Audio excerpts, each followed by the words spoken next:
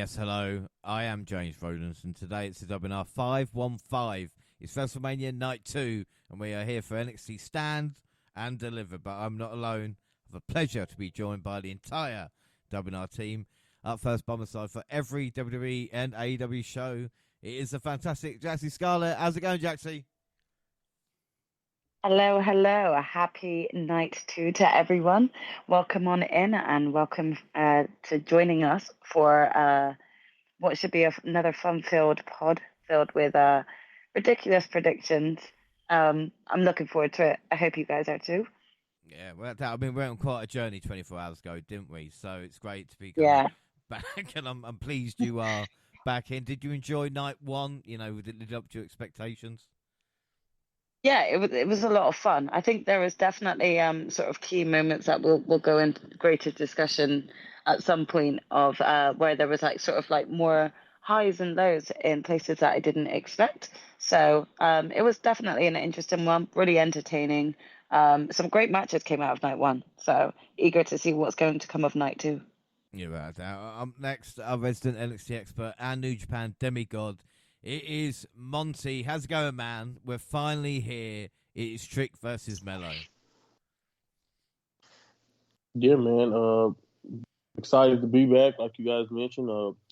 Always was fun yesterday. It's even funner now going into night two. There's a lot of stuff riding on what's going on tonight, and like you mentioned, biggest NXT show ever, going off a lot of statistics that they got off yesterday. So I can't wait to talk about it. And that was in the daytime, of Saturday, just a packed wrestling weekend. So yeah, man, you know how I feel about NXT. It's our little baby, so it's good to watch it. Just seems like it's thriving again. I think we'll get into a little bit of why Yeah, today. without a shadow of a doubt, and it's great to see Jackson and Gina here as well, and we can introduce to got NXT as well. But last but by no means least, they're gonna rumble. They're gonna take your face off. They're gonna rumble. They're gonna take your face off. It's about drive. It's about power. We stay hungry. We devour. Put in the work. Put in the hours and take what's ours. Black and Samoan in his veins. His culture banging with strange. He's changed his name. So what's his motherfucking name? Rock. We're gonna get free Rock. desecration, information if you want to bring it to the masses. Face. Now we're escalating. Well, I have to put boots to houses. Meaning you're like a dream when I'm rumbling. You're gonna scream mama. So bring drama to the king. Brahma. Then what? Coming at ya. Blah, blah, blah, blah. Yeah. Yo, thank Tech 9. Yeah, and then they go, oh. I fucking love that. But anyway, it's the tribal chief to my wise man. It is Gina. How's it going? Yes, your tribal chief has arrived. You may want to give me that crown if my night two predictions go as well as my night one. Well, I have got my finger up at the moment, but again, Listen, wise man, back down. my name. No, anyway, I just say to you, Lo, we've got deja vu here because we're going to talk next week. We have a full review about WrestleMania, all this lot. But as we sit here, you beat me on night one with, I think, a perfect score, thanks to Rey Mysterio. But can you get the job done, Gina? We're going to be asking you about predictions, but do you think you can beat the streak and defeat me and take my WrestleMania crown tonight? Because you were so close last year. Can you finish your story? I'm going to come into this with positivity, because the more you come into it positively, the more it will happen for you. So I'm going to go with a solid yes and be confident in my night two predictions. Well, we're going to find out. Like I said, we're here for our second night, and we have Sound and Deliver, masturbate, because, of course, I asked the guys 24 hours ago to come up with subjects, so we are masturbating tonight, no matter what. And, of course, WrestleMania predictions. But let's kind of start with a mini NXT update. We've just got 2 episodes quickly. March 26th, we start with Dijak versus Sean Spears. When the chairman caught the super kick, he backed up and hit a second clean to set up a feast your eyes for the victory. We see Joe Gacy pulling Spears' steel chair under the ring during the match. Afterwards, he hopped on the announce table to taunt Spears. Then later on, Gacy threw Spears' steel chair from the ceiling on the Performance Center and nearly hit over Femi. Jackson, I'll start with you here. Sean Spears in NXT. It's something that I was shocked with, but as someone who watched AEW and has seen Sean Spears, is it a surprise to see him back in NXT? I mean, he really wasn't utilized in the best way when he during his tenure at AEW. And that wasn't like necessarily a bad thing, because when he was showcased, there were some highs and lows that he did have in AEW. I think NXT was the right move, just because with the amount of move ups from NXT we've currently had so far onto the main roster. I would have feared that he would have kind of just gotten lost in the limelight on the main roster right now. So maybe it's good for him to actually kind of like reinvigorate himself within NXT. I think without a doubt, it's interesting to see him back. We'll see how he gets on. We also get Thea Hale beating Jasmine Nix. Again, I hate these names. I've already explained to everybody how much I dislike them. Afterwards, Kiana James and Izzy Damed helped Jane beat down Hale until Fallon Henley and Kalani Jordan made the save. In a trio of dramatic video packages, NXT highlighted the journeys of Carmella Hayes and Trick Williams to stand and deliver, including comments from Booker T, CM Punk, and Randy Orton. And man, watching Trick and Mello early brings back so many memories. And I don't think there's any better talking head than Booker about this. But again, having Orton and Punk there just makes it seem like a bigger deal. Monty, this prime target has been great for a while, but when there's a subject like this, it makes it even better. Yeah, man, they don't really miss with these. Also, you forgot to mention even two people who have a personal kind of link, even though not necessarily to these two guys like Booker does, but like Gargano and Ciampa were also in a couple of shots, because we all know how their storyline, how that played out with betrayal and how you're kind of forever linked together. And Gargano had a great quote kind of mentioning there that, you know, you're gonna always kind of be linked together in these situations when you have a brotherhood that's broken up in that way. So, yeah, man, it was awesome. And to have, like you said, Randy, CM Punk, and Booker, who's been there from the beginning to kind of watch everything go down. And me and you, we've been here pretty much from the start of when Melo called Trick. Like, I remember that promo that he quoted word for word, basically, when he called up Trick Williams. And that's basically how Melo became him, when he had Trick there to be in his corner. So, yeah, man, to kind of just watch them go through the story step by step to how we got to where we are now, and to hear both sides of it too. I think both sides kind of got time to explain things away. It just kind of have you really, really hyped. They did a good job of making it feel like, I know a lot of times you get taglines and they tell you that this is the biggest whatever it is, insert name here, but this felt like the biggest rivalry, biggest story in NXT, and I think Prime Target explained why really good. Yeah, and I'll always remember, again, like I said, when we did it, and I saw Carmella Hayes, and I was like, I'm not really sure, because I was on a Swerve train. You were like, no, this guy. And again, like I said, the whole journey has been covered here together, basically, on the podcast. It is crazy. Lola Vice Open Challenge was answered by Natalia. Carmen Petrovic arrived to cheer on Natalia, which distracted the breakout superstar long enough for the boat to trap opponent and pin the combination for free. We get Soa Ruka challenging Blair Davenport next week. Get Ilya Dragunov versus Channon Stacks Lorenzo. Stacks was forced into this match. Why else would you face Ilya Dragunov? Of course, Mad Dragon won with a Torpedo Moscow, but his fingers looked contorted afterwards after an assault. The Don told the consigliere to invite the Mad Dragon to a special dinner next week. With a shock on Ilya's face. Is the meal happening on like Epstein Island or something like this that I'm not sure about? Stacks looks good here as well, and it's the Dragunov effect. Ridge Holland announced he was stepping away from in-ring competition indefinitely due to his concerns about his physical and mental resilience. The crowd clapped for Holland as he walked away. I don't know if they were clapping because he was leaving or out of respect. Right. I mean, fuck him. But again, Gina, I'll ask you because, again, unbiased opinion. Ridge Holland, you think he's shit like us, don't you? Oh, what a leading question. I mean, is this real or is this storyline of him retiring? I don't want to ruin what's going to happen later, but his More on that later. might have lasted 2 weeks. Yeah, I'm just saying. I mean, is it like a Mark Henry type situation though? We wish. We wish it was as good. Speaking of that, he ruined everybody's retirement, by the way, Mark Henry. Like, I think about him every time anybody retires on TV. So you're But just gonna I just don't get it. I feel like this has come out of nowhere for Rich Holland to say that. Like, what? Like, yeah, I just don't know if this is real. It kind of No, helped explain it. He been kind of dealing with just confidence issues and stuff for a while, so I guess they were trying to play into that. But like James said, the people don't really care about him, so it don't really work. But yeah, I mean, so it sounds a little bit like, oh, who was, Shit. I don't remember the wrestler's name, but the guy who would just look in the mirror and tell himself off. Who was that guy? Remember, oh there was God, who did one. they make do that? Jesus Was that Christ. Mojo they made do that? I think. They Forgot who made that was. someone do that. I remember they made someone do that. He was doing segments of him backstage looking at himself in the mirror and giving himself speeches. I don't know, but it just gives Oh, me those some that dark days. Hang on a minute. What's this? We're going to move on quickly. That's it. Thank you. Roxanne Perez and Live Oh, those Valkyria some dark days. cut free tape promos looking back at their legacies. Unfortunately, was disgusted with her past self. Valkyria was content and refused to lose to the broken Perez. Josh Briggs beat Duke Hudson. Dijak stared down Briggs before Obafemi arrived to officially announce he would face both big men in a triple threat match at Stand and Deliver. Various stars, including Hank and Tank, as well as Malik Blade and Nidja Sanofi, addition for hosting duties at Stand and Deliver. But of course, it was only Metaphor who deserved it, and they officially announced as the host.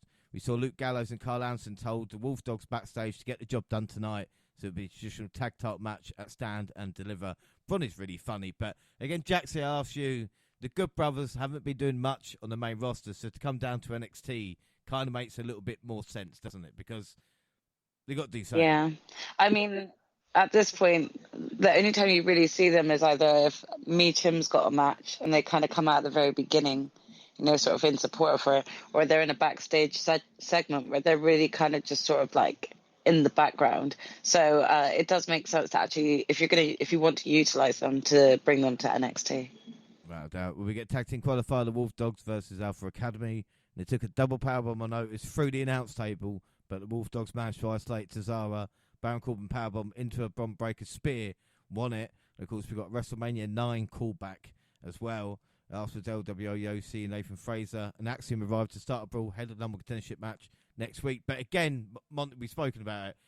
How good are Corbin and Braun getting just in ring now? Do you know what I mean? It's like the chemistry is there. Yeah. It's just like I said. I know you mentioned Sean Spears coming to NXT, and a lot of veterans have been returning, even with the Good Brothers. But man, no. If you want to follow an example, I think we talked about Ziggler in the past, but Corbin is the example to follow. Man, he's just reinvigorated in every way, and I think a lot of that has to do with like you said, them just doing new stuff almost every other match. You know what I mean? They're getting even more and more creative. And every week that Braun wrestles at this point, he's just showing you, I can do this. He's adding to the list of stuff we already knew. Me and you, we've been watching Braun when he was a babyface, a little stale, and when he became a heel, he got even better on the mic and stuff. We know how much he has to offer, but it just seems like for now, until they officially call him up, he is just doing new stuff, being more creative every week. And Baron Corbin has gave him that freedom. And they're, like you said, they're funny together backstage. They're getting so the promos have been fun. And then every time they go out there and they give you a match, you have moments where you're like, damn, this may have been the best tag team match I've seen all week, just because of just the uniqueness. He's gonna do something. I don't think this is the match, but he's adding to the repertoire, and it's insane how every week I watch him do something, and I'm just like, he's gonna be great, and if he's not already there, it's insane.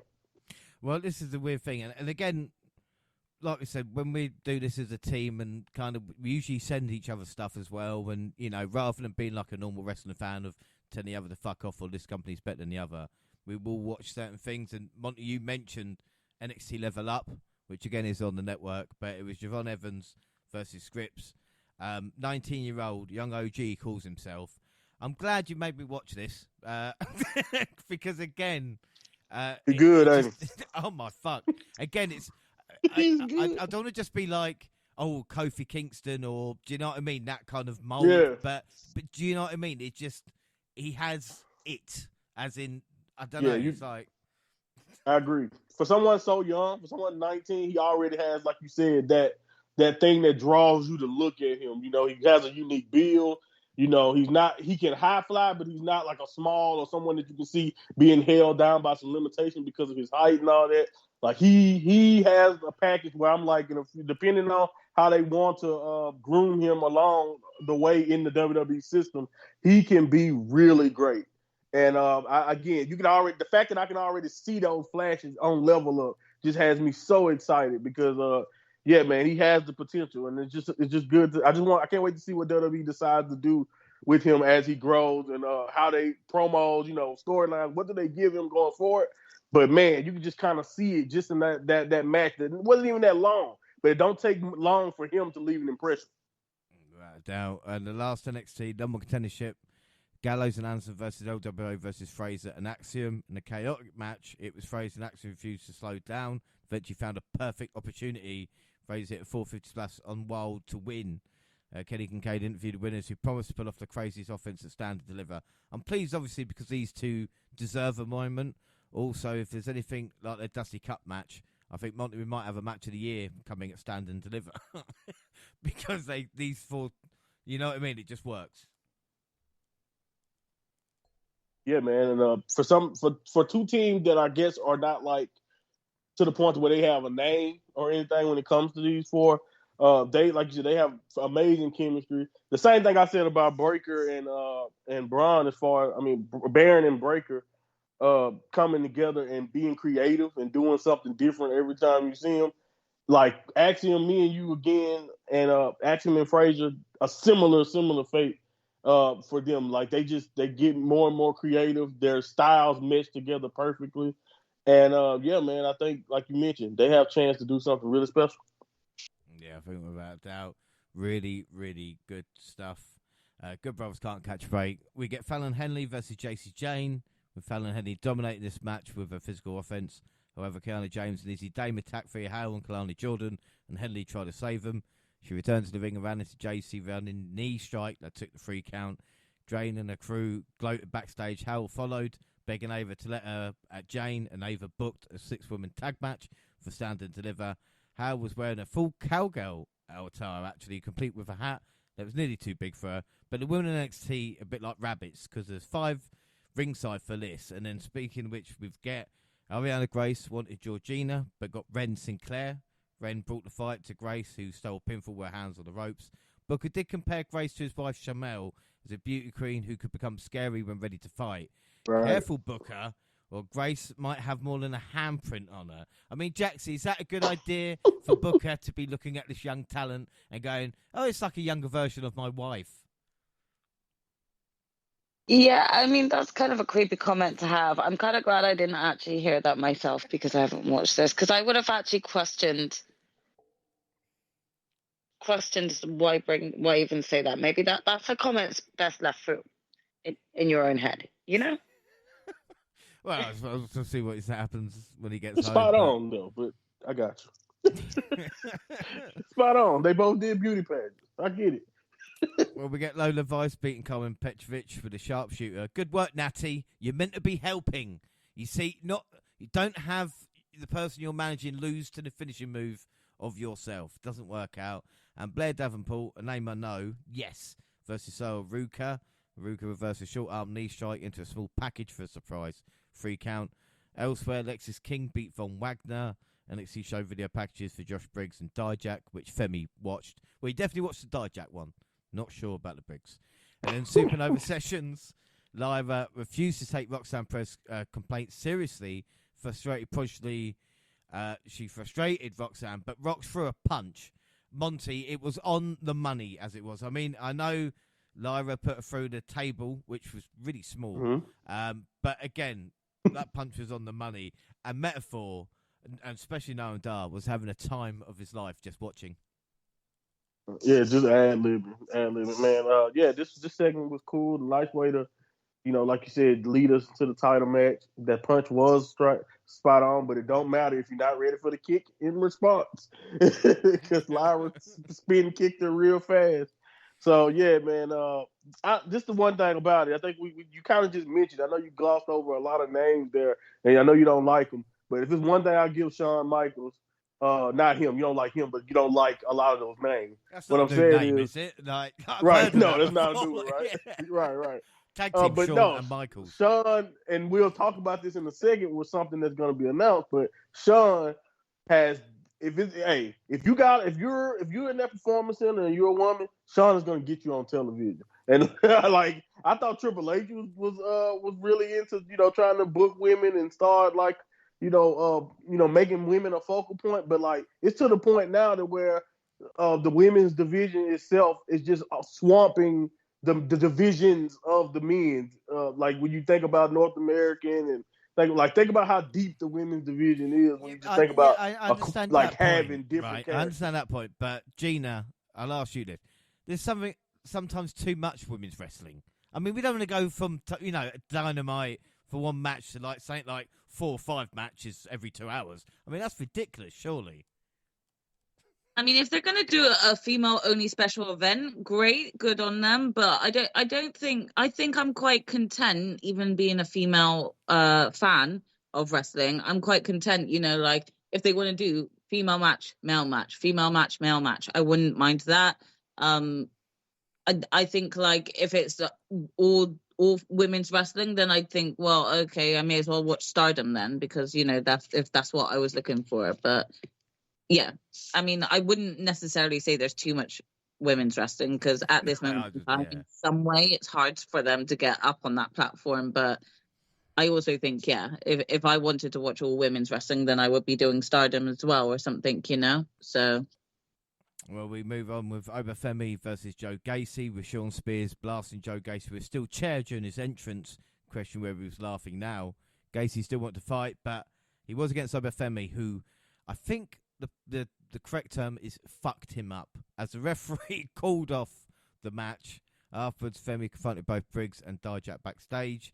Neighbours office, Gacy begged for his match with Spears at Stand and Deliver. And then NXT champion Ilya Dragunov was picked up by 2 of Tony's friends. We know this because they all have the same beard. Stacks needs to be initiated to be a member of the Warehouse Crew. And I don't know if you guys know, but it goes from kind of full beard is like real Don compared to like stubble, just getting into the business. Also, we know that Tony's friends are carpenters or something like this, because they did go to a warehouse. And I did feel a bit sorry for the having to carry his NXT title around. You know what I mean, Monty? Like, we've seen him carry it to a bridge, we're carrying it, everything like this. I can understand now why someone like Orange Cassidy and Naito hate it so much and maybe have bags for it. They surrounded here who was sat at a table with Tony. It is all about food. But, of course, this is for the biggest title in NXT. And Tony says his last meal as NXT champion. Monty, why was Ilya so scared to go in the warehouse? What am I missing here? And why did they have such a fancy envelope? I don't understand that. Well, if you didn't know, Tony is in the mafia. No, really? Oh, I don't know if you realize that, but he is in the mafia. So I think that's what made him afraid of the warehouse. I don't know. They tried to be intense. Give them their props. At this point, Tony, every Tony promo ever is going to be a vignette in some location that has nothing to do with NXT. You start to wonder almost, why do he even wrestle? Yeah, that's true. And then finally, we get Trick Williams and Kamala Hayes exchanging final words. NXT had protected this moment for a very long time, putting them in the same ring together. Hayes refused to take the blame for what he did to Trick, calling him out as trying to steal his title. Trick called out his rival's ego, and a fight broke out in the locker room. Had to separate them. Well, I didn't understand why the locker room started fighting with each other. It just didn't make any sense. Like, you're here to stop them, not here to fight. I mean, Monty, what do you think about this? Because, again, it sets the stage for Stand and Deliver. Yep, I think that, like you said, it was simple, to the point. Sometimes you don't have to overthink things or whatever. I did like how some things that Melo said did kind of reign true. You can say Trick's ego, but at the end of the day, we can't get over it. You were hating because Trick had already lost his title match. So if it was all about him taking your title shot, you know what I mean? You didn't have to turn on him. So that makes him look like even more of a hater, because Melo is, whether you like, I love Melo, but you can't lie. Like in this story, he is a hater. So yeah, man, this was great though. It was pretty good, simple, straight to the point. You knew the brawl was going to happen. They had to have security there at the beginning, so you already knew how it was going to turn out. But yeah, I thought at the end of the day, like you mentioned, it kind of did what it needed to do. The only thing is when you have such a big show coming up, and we know that's where the blow off is. It's like, it's not much needs to be said. So you would think maybe this segment kind of went a little long, but honestly, that's just WWE, man. We got to get these promos in, like you said, hype up the people who may have not been watching every week. So it worked fine in my opinion. Even though I think once they did the story the week before, I think that wrapped it up perfectly. They didn't have to do any more promo for me, but I've been here every week, so it makes sense. I like it. This was cool. We'll move on in April 6th. NXT Stand and Deliver kickoff. We get Megan Morant, Sam Roberts, and Ariana Grace. What a perfect pick. We see Mello and Trick arrive. Also Lyra and Rox. And again, Lyra's been champion for 163 days, and it has been quite some reign. And we also see Ava backstage telling the referees she wants them to be flexible, I guess, about the matches rather than just in general life. And Tony D said, very famous quote, "You got to go through hell to be last man standing." Who said that? I don't know. Who knows? Ridge then replaces Grace. Pretty deadly. Yes, boy. Fortunately, it's about the ladder match at WrestleMania. No, boy. And then kickoff match, Wade Barrett joining Vic and Booker. And again, Jaxie, I will say this. Corey and Pat with Michael at WrestleMania. What's Wade doing? At least he gets stand and deliver. That's nice, isn't it? Yeah, I mean, it's a way of being able to still have him be a part of that weekend of some sorts. I don't actually mind that it was Corey, Pat, and Cole calling it, but nice to see that Wade isn't completely been forgotten about. No, and Wade and Booker are a match made in heaven, and the arena as well looked awesome, like an old takeover Monty. I know we've talked about it, but again, it was kind of full to the brim. We got Joe Gacy versus Sean Spears, and I think Gacy really needs to get a new entrance. This him getting attacked thing won't work in the long term alone.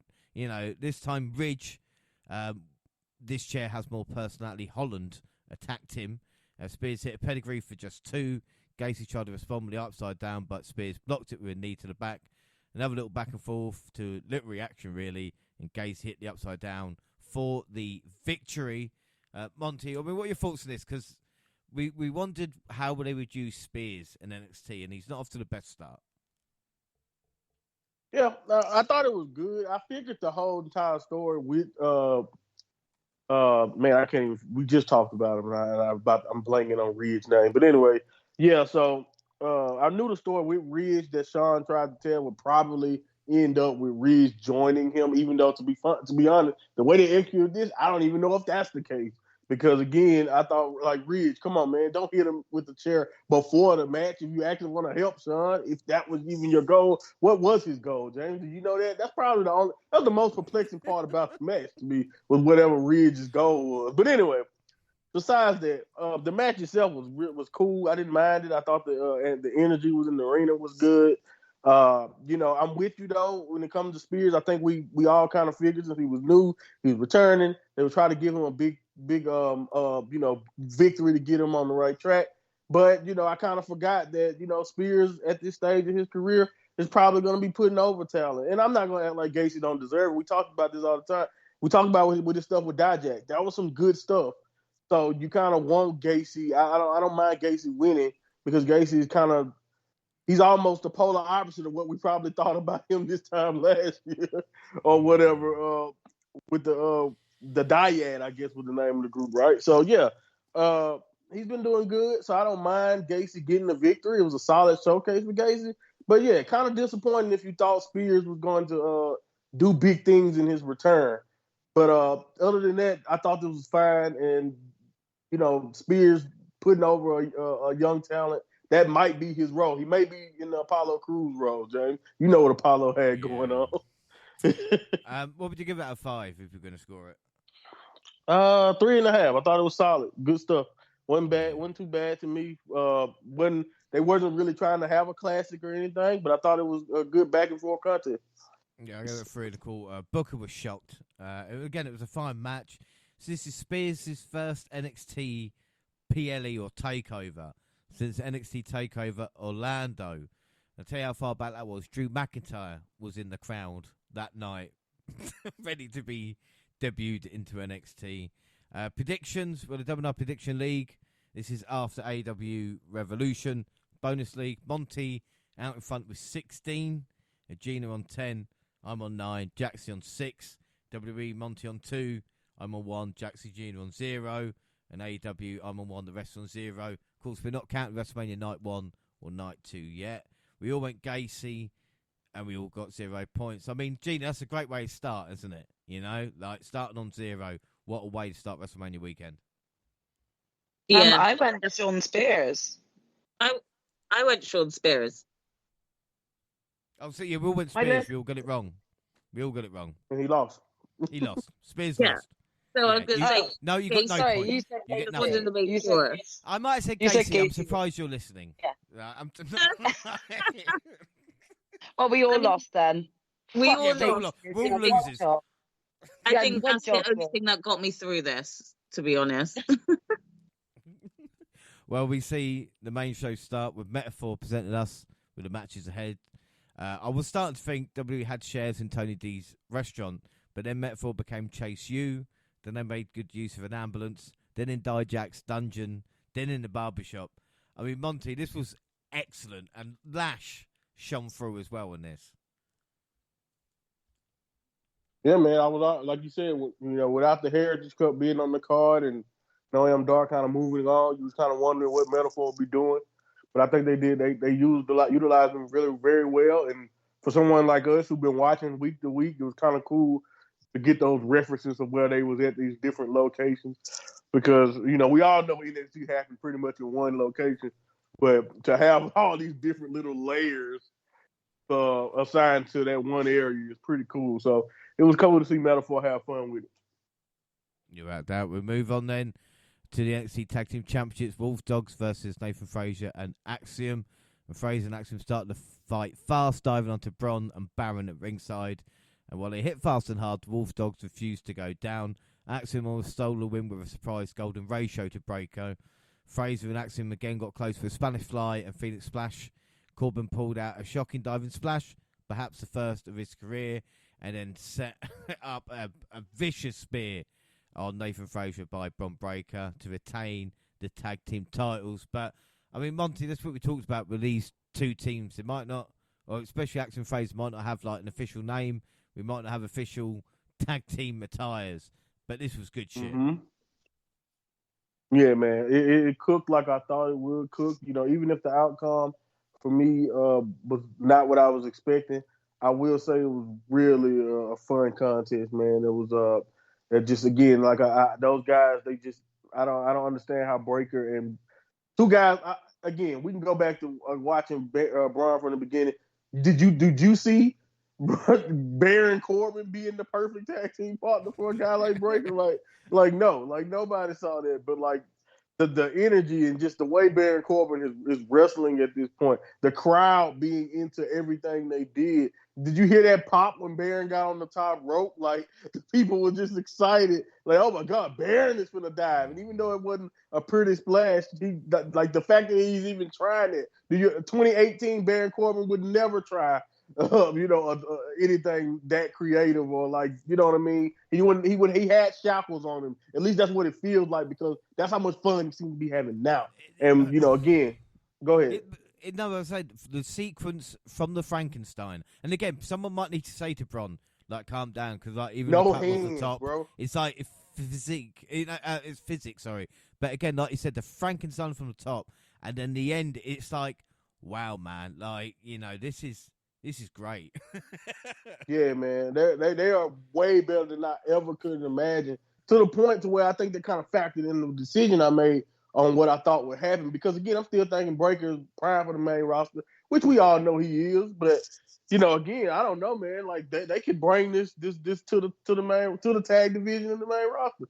That's how fun they. As a matter of fact, you can make the case that they have been the most compelling tag team in WWE for a while now, if you're just going off matches and just even their backstage segments. So this was great, man. This match was great, and of course, kudos to Axiom and Frazier. I don't want them to get glossed over because I think how great I feel like Corbin, because they are awesome. Also, they do things that shouldn't be done, but they make it look so easy that you kind of just forget like how they did. Oh yeah, and then also back to Breaker. The speed where he hit the rope and then the ring shifted. The entire ring shifted. Like, this dude is a freak, bro. Like, it's the same. All the way from the NXT UK days, we love Axiom and Frazier, so it's cool to see them get spotlighted again in this situation, even if they didn't win. So this was really good, man, all around. I think all four guys represented themselves perfectly.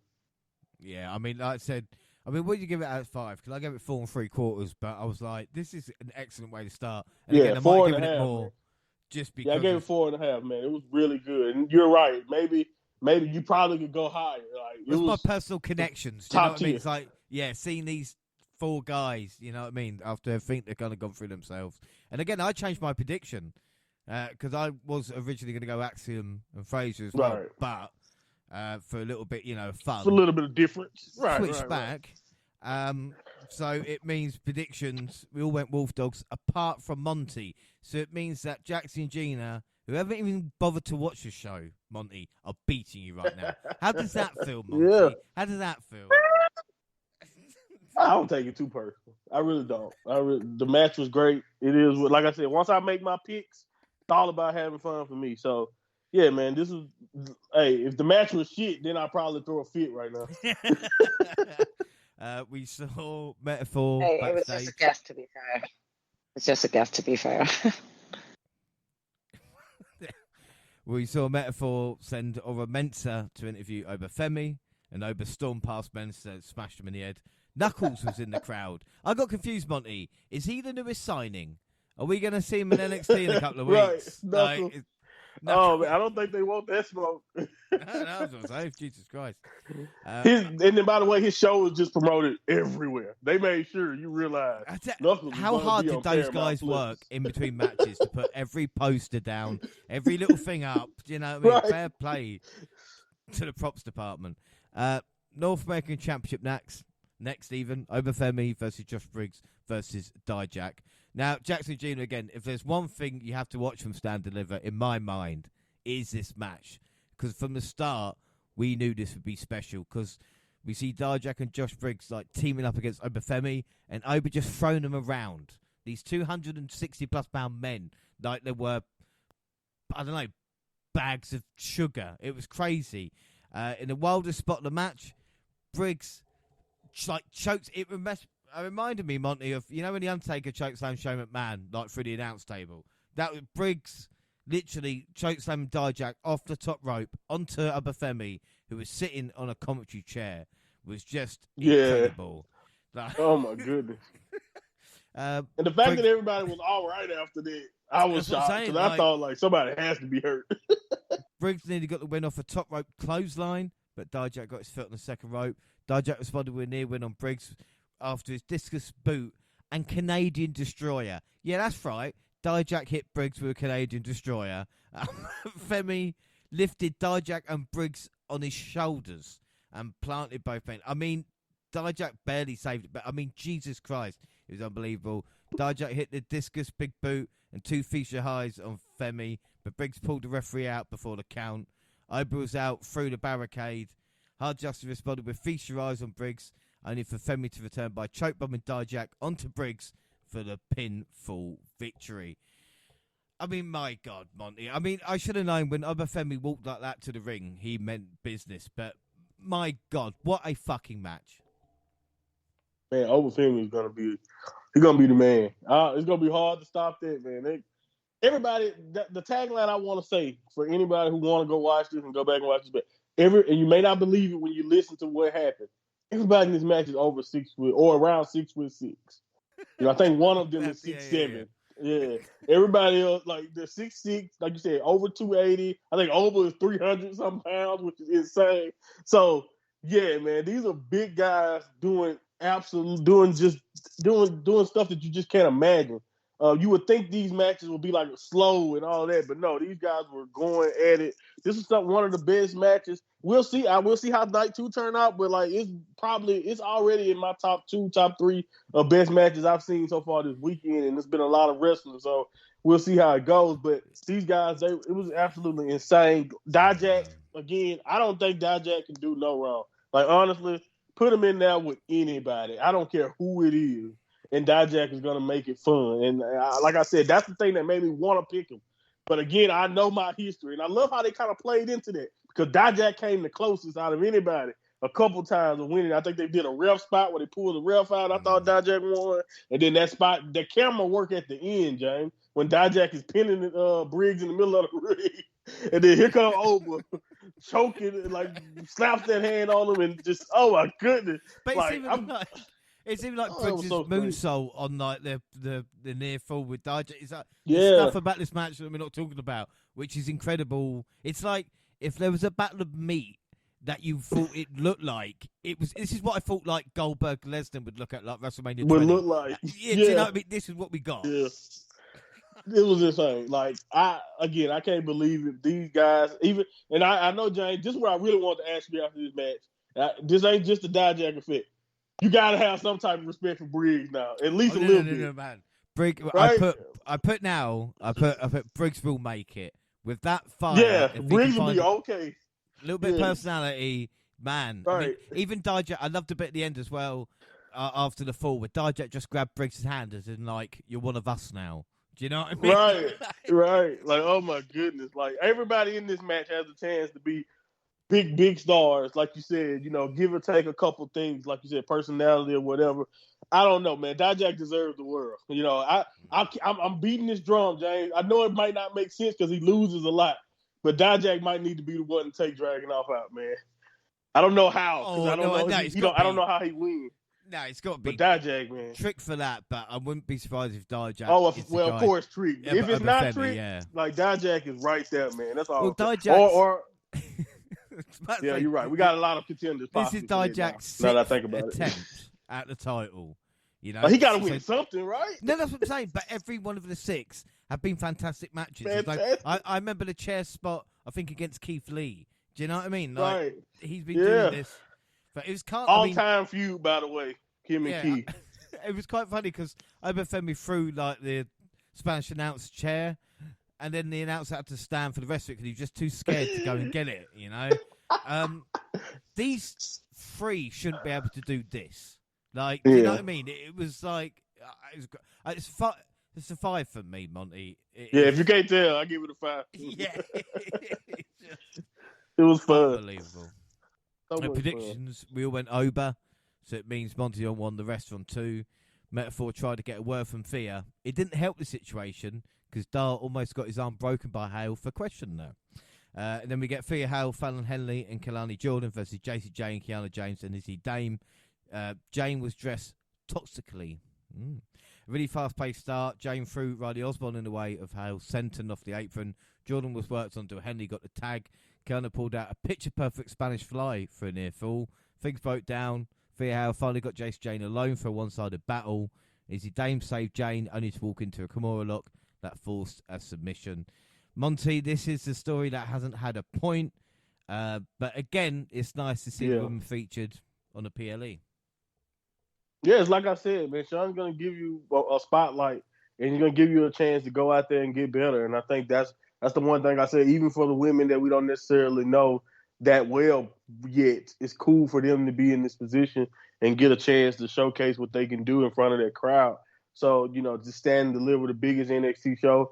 I thought this ended up being pretty good. Maybe it probably would have been better if JC could have been the one to tap, so we can hopefully say the storyline is over. But since she didn't tap, this may still be going on, James. That's probably the only unfortunate thing. To tag me, I'll take the loss. Right. That's exactly what it was. Jason got out of here. Like, hey, get in here, you rookie. You come take the fall. Like a young lion in New Japan. Booker and Wade fell out over calendars. But like you said, Jordan looked good. Henley's solid. James is okay. But I think they should have replaced the Spears match on kickoff. Maybe had like Blair versus Sol Ruka or something like that. I don't know. But What are you going to score out of 5? I give it 3 3/4. Like I said, it wasn't bad at all. I thought everybody got a chance to look good. I can't complain, man. It wasn't. I don't have a problem with it. Hopefully, we can get through this storyline quickly. But it's been dragging on for this long. Like, where are we at now, James? Month 5, 6? I think this has been going longer than the Trip Mello story. Yeah. So, again, like, it's been a Yeah. while. I'm going to give it 3.5. Predictions, we went to faces, so Monty on 2, the rest on 3. And then backstage, we see Ava put over the women's division and announce the Women's North American Championship. This was a long time coming. Jaxie, what are your thoughts on this? A new women's title. You've been moaning about it in AEW, and NXT have done it. Well, it's about time. I'm more than pleased to hear this for NXT, though. I think it's about time we've had a women's North American champion. I think this goes back to what you were saying about, they're showcasing a lot of women right now, so give them something extra to work towards, and now they have that. So I'm pleased. Yeah, no, it's really good stuff. I mean, Gina, what are your thoughts on this? Would it maybe tempt you into NXT with kind of, like we said, the amount of time being spent with them at this moment in time? Yeah, for sure. I mean, every time I hear you guys review NXT, I keep saying, damn, man, I need to find time to try and watch it more weekly rather than just the big premium live events, So it's all this news that's coming out with Stand and Deliver definitely is enticing me to get into watching NXT weekly again. We'll get the NXT Women's Championship next. Live Valkyria versus Roxanne Perez. I mean, what a great fucking story here. I was watching the kind of promo and just going, oh, man, like, I know Indy Hartwell, Monty, like, we pissed and moaned about it when she did win, but if they did that for this, like, what long-term storytelling? I know they didn't, but again, you never know now. Yeah. Foresight, right? And also Julia in the crowd being shown. Again, Jaxie, this is a statement of intent from NXT. Say, look, here's a new title. Here's Julia. Let's see what we can do here. Yep. There was rumors going around for a while about her discussions with WWE, but it's actually nice to see that sort of be given a bit of a limelight on Stand and Deliver. So again, exciting things coming for the women's division in NXT. Without a doubt. Well, we see Valkyria coming out, showing a full wingspan of black feathers for her entrance. It looked awesome. I love the start of this as well, the filling out process of how equal they are. But, of course, Valkyria's left arm was the focal point of this match as Perez targeted until it was hard for the champ to hit her best offense. I mean, Perez walked the arm like a pro, man. Like, I've seen people work body parts, and again, that is just, she was on a different level here. Lyra managed to kick out the Pop Rocks. Tate and Paxi arrived to try and help, but the prodigy sent the Valkyrie face first into her closest friend. We then see Rock snapping Lyra's arm around the ring post, but Lyra still managed to get a big kick, but couldn't hit the Nightwing. She was hit by a Poison Rana, a second Pop Rocks, and a crossface forced the champ to tap out. So your new NXT Women's Champion, Roxanne Perez. I mean, Monty, this is kind of what we've been wanting for a while, but the finish was even quite shocking because you don't really see babyfaces tapping out that often. But again, it's accomplished another story. It's really, really good.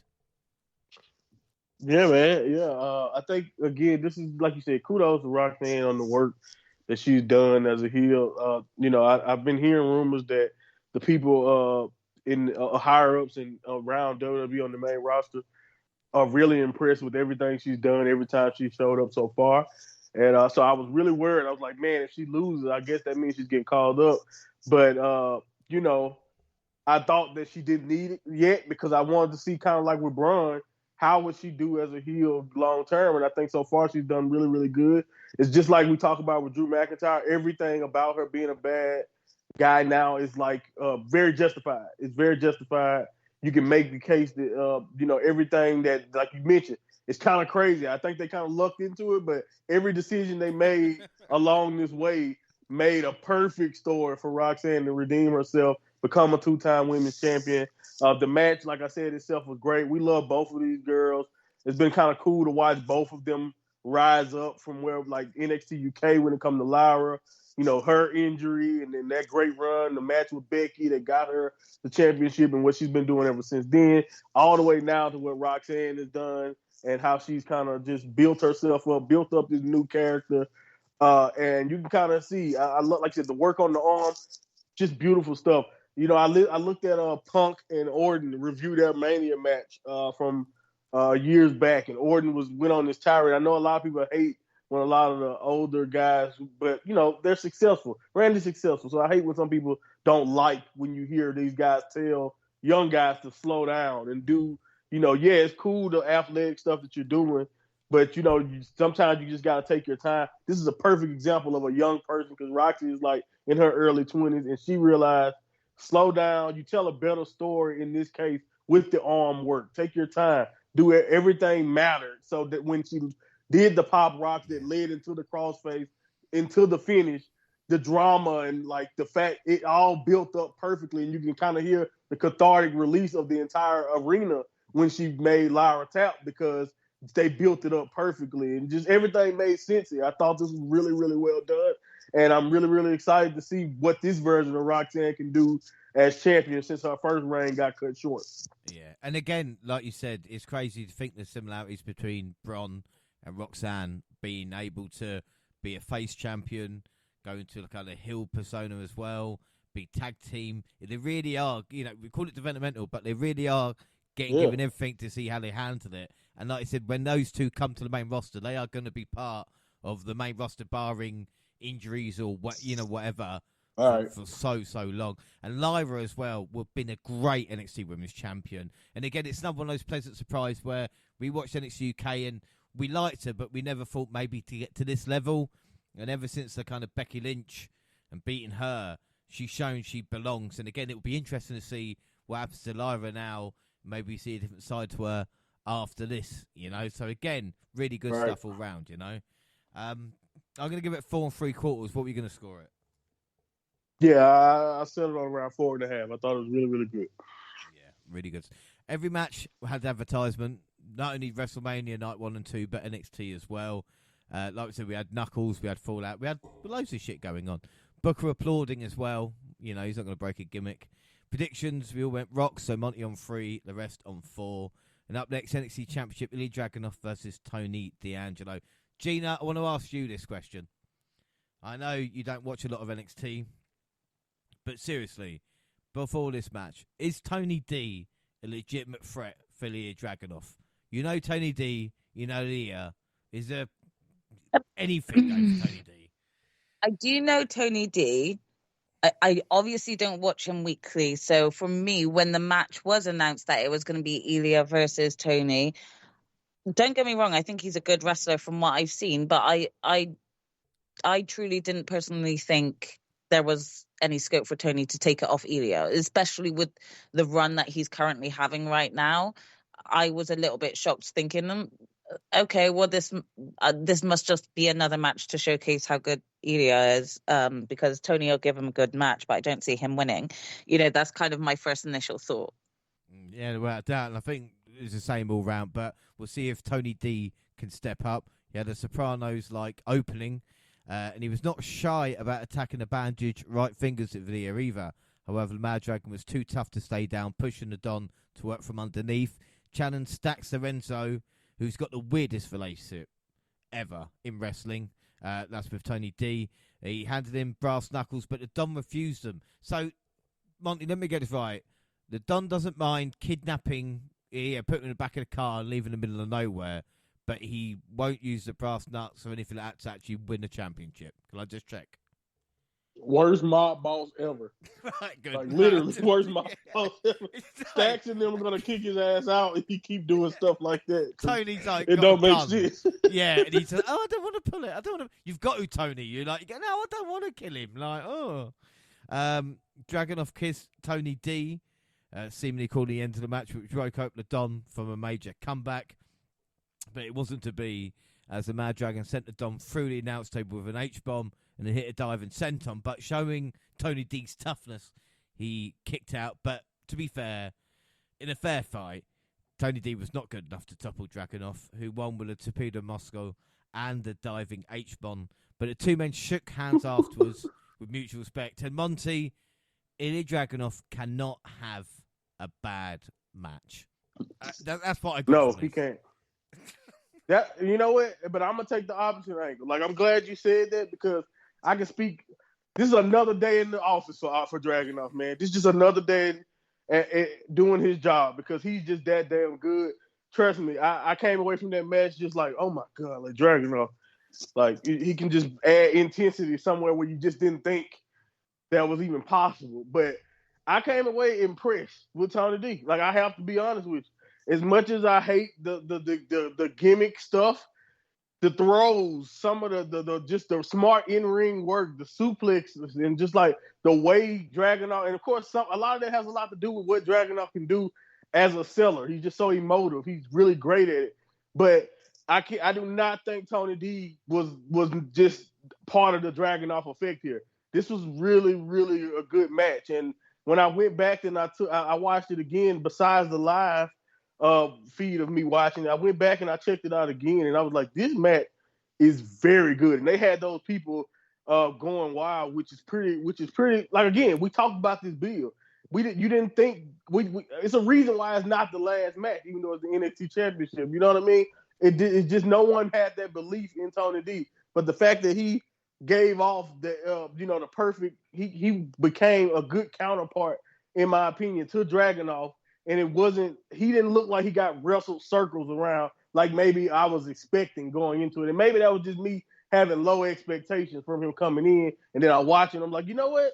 I see something in him. Again, I'm not the biggest fan of all the gimmick stuff that he has going on. I'm not saying he's going to lose it, because it's such a part of him at this point. I think he's probably always going to be FBI'd out, if you know what I mean, Jay.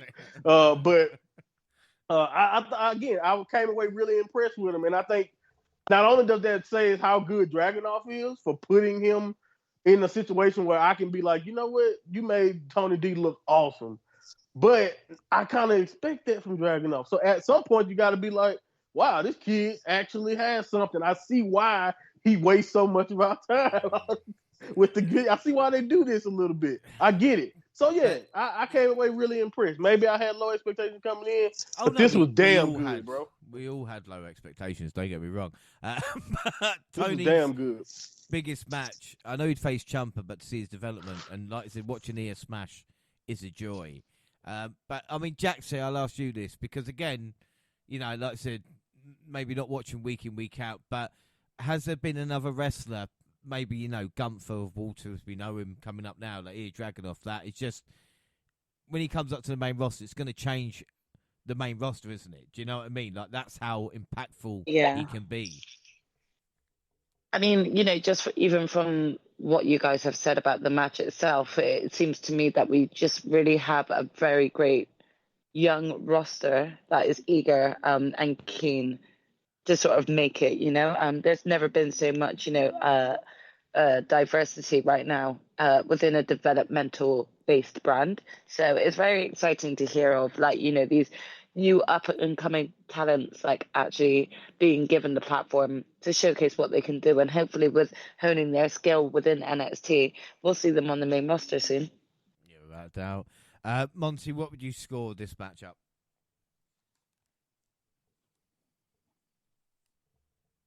Yeah, I give it 4.5. This is really good. Like, way better than I anticipated going in.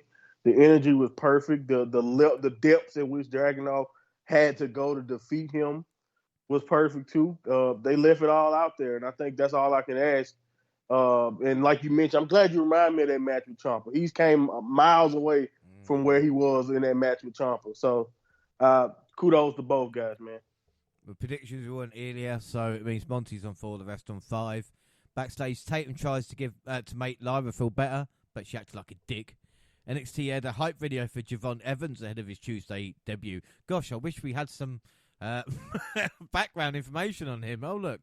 A Metaphor announced an NXT record-breaking attendance of 16,545. I mean, Monty, did you ever think we'd get back to this point during those 2.0 days, eh? Shoot. Okay, good. I'm glad you said during those 2.0 days. during those 2.0 days, I thought NXT itself was in trouble at times. But yeah, we've come a long way, man. Like I said, I think during the first show they had like 2,000 out of the pandemic. Then they went to like 5,000, and then now to be where we are, all the way up to 16, to the point to where they had to clear out space and make room. Crazy, man. For people. Like, that's insane. Mania weekend. It was insane. It was awesome, man. It was really, really awesome to see, just like you said, the growth, to hear that crowd. I remember not too long ago when they said they were going back on the road. It's been long ago now, I think. I don't know. I think it's been over a year now. But I remember when they said they were going back on the road, and me and you kind of talked about, like, it's interesting to see how some of these acts are not in front of that little bubble down in Florida. But to see where they are now and back into this level, it gave me NXT TakeOver, Brooklyn vibes back in those days when they used to sell out right next to WrestleMania and sometimes put cards together that were more hype inducing than what Mania had. So it's beautiful. And kudos to Shawn Michaels, kudos to everybody who's making decisions with NXT, because I think we really are in a beautiful place. And like you mentioned, to think back to where 2.0 had us. We were down, girls. I know you guys probably you might be thankful you didn't listen, but if you listen to some of those 2.0 shows, oh my God, you can just see we were having rough times. We really I can imagine. And it's weird as well to think the kind of one guy who dragged us through the 2.0 days, and part of the reason why we've had such a great attendance at Stand and Deliver is because of the main event, like I said, Carmella Hayes as well versus Trick Williams. And again, as soon as this kind of happened, the crowd was absolutely lit for this. You knew it was big time, louder than anything else. Mello showed Trick's jerseys in the rafters for walking out. For inspired Battle Vet. Did they hit you, James? It hit me. Again, a grown man, as I should say, on his own, shouldn't be crying or getting emotional watching NXT. Like, you can't put Trick in the rafters. Like, come on, man. Well, to be fair, Trick nearly went to the rafters, but he did find out where he was coming in his entrance. Right. He came out in a boxing jacket with the entire crowd, and I mean the entire crowd chanting him. Oh, Trick. Man. My God. I mean, Booker T provided freestyle backing, much to Wade Barrett's chagrin. But again, no chance piped in here. All right, it was just all natural. Trick Williams sent Carmella Hayes into the crowd early, and the brawl got dangerous quick. And we see a lot of brawling around, a lot of fighting between the two. Mello untied the tape from his wrist, threatening to choke out Trick. While Trick fought through, he accidentally ran into the referee. Referee recovered. Again, referees in this match are a bit like New Japan referees during House of Torture. They were all over the place. But we see nothing but net, with the referee just, recovering, but Trick managing to kick out. Mello hit a low blow as well for another near fall. But in the end, we see Trick managing to hit the Trick knee on Carmelo and get the victory. Again, this is something that just needs to be watched, because the match may be not as great as others on the card, but the atmosphere and the feel of it was just, like I said, it's big time. And if I loved it, Monty, like I said, for you, this is, again, you had this in your mind when we was talking about it a year ago. Do you know what I mean? Even longer. Yeah. This was the end game. Yeah, man. Yeah, man. I thought in a perfect world, that's what would happen. Trick, he always had it on the mic. I told you many months ago, Trick put the pieces together in the ring. They have something, and then you put him with Mello, and then now I just thought this was a perfect way to kind of just give Trick the spot that Mello was in. Be one of those, be D-face, be on those posters that's gonna sell PLEs going forward now, because I think Mello, he's done all he can do in this spot, and I think he did it. He pulled out every little dirty trick he could try, but Trick was just too much to overcome. You're 100% right. I think from a technical standpoint, from a move standpoint, it wasn't perfect. It didn't have anything, but from a drama, from an energy standpoint, from the way that arena felt, and just the energy that they gave off through the screen, just watching, man, this was just special stuff, man. And now, of course, not to mention them making Black History, being the first people to even be at in a main event, especially in Mania weekend. But the first two black guys to be in this spot since Booker T and The Rock in 2001. I think they really did a great job, and it's just special. It's a special stuff. I'll always remember it. I'll always cherish the story that they told to get us here, and then also the stories they told together. I think that's another thing that made this special, especially if you've been able to watch them. Like you mentioned, Melo and Trick was one of those highlights. I mean, we would skip through a lot of stuff that we really don't care about or didn't want to see just to see those Melo and Trick in the barbershop, just to see Melo and Trick's match, or to see Trick Williams do a promo for Melo, and just the organic way that Trick got himself over, to see where he is now, to feel that energy of the entrance, to just be in that, just feel like you were there. I think that's kind of the way it made me feel. Like, that's how important it felt. Like, I felt like I was in that arena with those people. I mentioned it when we got ready for the podcast yesterday. I threw me a little party, man. That's how much fun it was, just because I love both of those guys in a great way.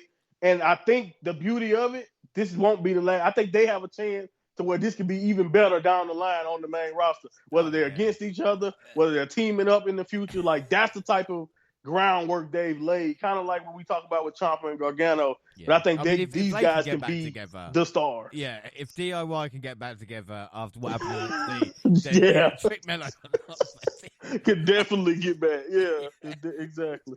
But again, it's weird, like we talk about as well, because a lot of similarities might be Diesel and Shawn Michaels would be talked about.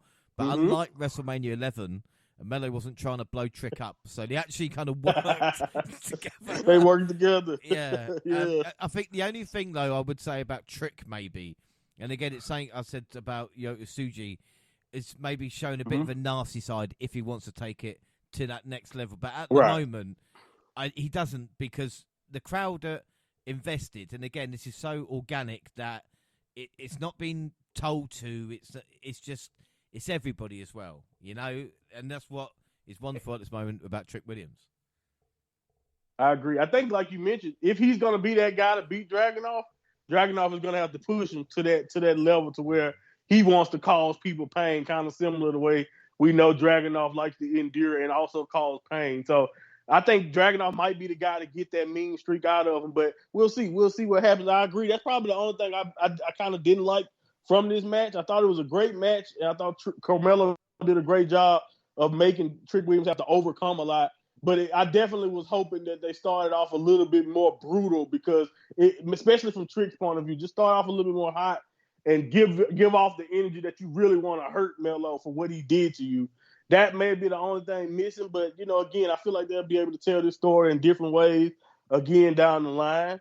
And I just, I thought this was really good, and you're 100% right. The crowd at this point is carrying Trick. Trick still has a season to go. I think he still has ways to get better in the ring, but the energy that he wrestles with, like, I just wish you could. Like, you can't really teach that. Like, you know what I mean? No. Like, you can't teach the everybody fact. wants to sing. You know what I mean? It's not just that trick. It's the whole, like you said, the aura of a star, and that doesn't come along often. It's again, and it's gonna be perfect when he gets it all together, man. When he mixes it all, when he figures it all the way out. Oh my goodness! Because when they do this on the main roster on 5 years, people lose their minds. Like, again, this is something that we will see maybe at WrestleMania one day. What would you score this out of 5? Yeah, I tried not to be too biased about it. I did end up at like 4.5, because I said, it definitely wasn't the best match. But it was, like, again, the most fun I had of the night was watching these guys do their thing. But, yeah, I didn't want to go too high, but I thought 4.5 was fair. Yeah, no, I gave it 4.5 as well. Predictions, well, all Trick, so final scores, Monty on 5, James Jaxie Jr. on 6, so we all get a point apart from Monty. So, Jaxie, not only have you beaten Monty at New Japan this year at Wrestle Kingdom, you've just beaten him at an NXT event. How do you feel about that? I mean, to be honest, I'm not even feeling smug against Monty. I'm just actually feeling very happy I'm getting a win here, because I failed so epically with WWE. So right now, any win is just a plus for me. This goes beyond like actual competition and just me being like, oh my gosh, I still got it, guys. I still got it. I'm making a comeback. Just watch. Well, it means the WNR Prediction Leagues 2024 after Stand to Deliver and before night one. Bonus League, Monty on 16, Gina 11, James on 10, Jackson on 7. So 5 points, Gina. And like you mentioned, you did well last night. Monty's catchable. Can you do it? Can you break my streak? Can you catch Monty in the Bonus League? Those are the questions. I'm really hoping so. My fingers are crossed, and that's what we're praying for. But I'm going to be so happy to have that crown. Oh, so By the way, do you know how fun it is to watch a show when you lose it after the first match? Like, I knew I lost after Breaker the one, so it's a fun show. I'll be done. I'm just going to hang up my cape. I've never had a better message than Monty being like, well, fuck this now. I'm matching, I'm done. Like, yes, boy. I, though, am glad I watched this after WrestleMania, because it would have ruined night one a little bit, because, man, this was fucking good. Monty, what is your match of the night, your MVP, and your score out of 10? Yeah, man. My match of the night was definitely the big boys, the triple threat. That was just so much fun. Like, if it's anything you want to watch from this, I say check out the last two matches. Well, the women's title match too, and the triple threat. But to be honest, like, if you only got time for one match, please check out the big fellas. Check out the North American title match. Like, it was just special, man. It was really, really fun. I really enjoyed it. So yeah, I think that was definitely my match of the night.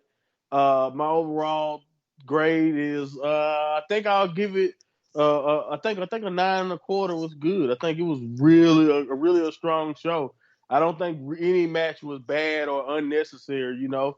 So I thought they did a good job. I mean, actually, probably the worst thing on the show was the beginning, which is with Sean, and I didn't think that was bad. I thought it was solid. So yeah, it was pretty good. It was a pretty good show. I thought everybody gained something from this, and I think with this being the biggest show, you know, fans wise and just like gate wise for NXT, I'm just really, really optimistic for what is to come. Because to be honest, James, we've been lucky. You know, I think that's one thing I'd say. It's been times, you know, not so much lately with The Rock and all of that, because WWE on the main roster has been doing really good. But it's been times throughout this past year where NXT, in my opinion, had the best weekly show, AEW and stuff included. So I just really hope that as they continue to put out quality and good product, they just only go bigger and better from here. And hopefully we can get more eyeballs on it also, because they've been working really hard down there to make NXT really fun for us on a weekly basis. Right, and we've got an NXT background coming up as well. I think in a couple of months, which will be the next kind of big event. So it'll be interesting if we see like Trick versus Mello, or maybe Trick versus Ilya in that one. I'm going to give it 9.5 because it's funny. The match that you mentioned has kind of been the worst. If you're just watching the 2 hours 45s of the Stand and Deliver, you're not going to see that. So, so again, the time, the way it was put together, really, really good stuff. Obviously, match the triple threat. MVP of the night, for me, I thought about the triple threat people, but I think I'm going to split it between Trick and Rox, because again, I think these are chapters in their careers tonight we're going to look back on, kind of when they've started, I agree. I think that's exactly what you need to do. Like, this new version of Roxanne, this is the beginning of it, the true beginning of this run as a heel. And I'm really bummed out that Cora Jade and her couldn't be partners, because I'm really interested in what that would have looked like. So I sucked that Cora Jade got hurt, but hopefully Roxanne is still around and they may be able to do something when she's able to come back. And then the same thing with Trick Williams, man. I agree. Best of night. We always remember when he put Melo down, and I think when we look back and he become the NXT champion, we'll look back at this as the laying the groundwork for that future that I think we both can kind of see coming. You're right, Dal.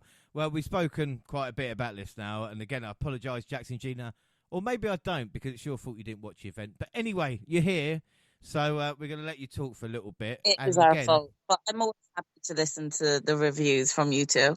Oh, thanks. I have got a great voice, haven't I? Anyway, what I was saying is now it's Gina and Jaxie's turn, because we're going to put the focus onto you two, because you're both going to masturbate, really. And the idea is simple.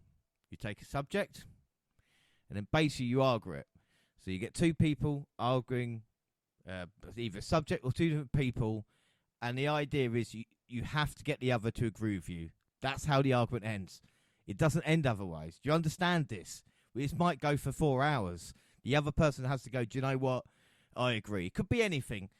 Could be, Drew McIntyre's best wrestler in the world. Could be two wrestlers, or whatever it is. So, I mean, Jaxie, have you got any idea what you and Gene are going to fight about?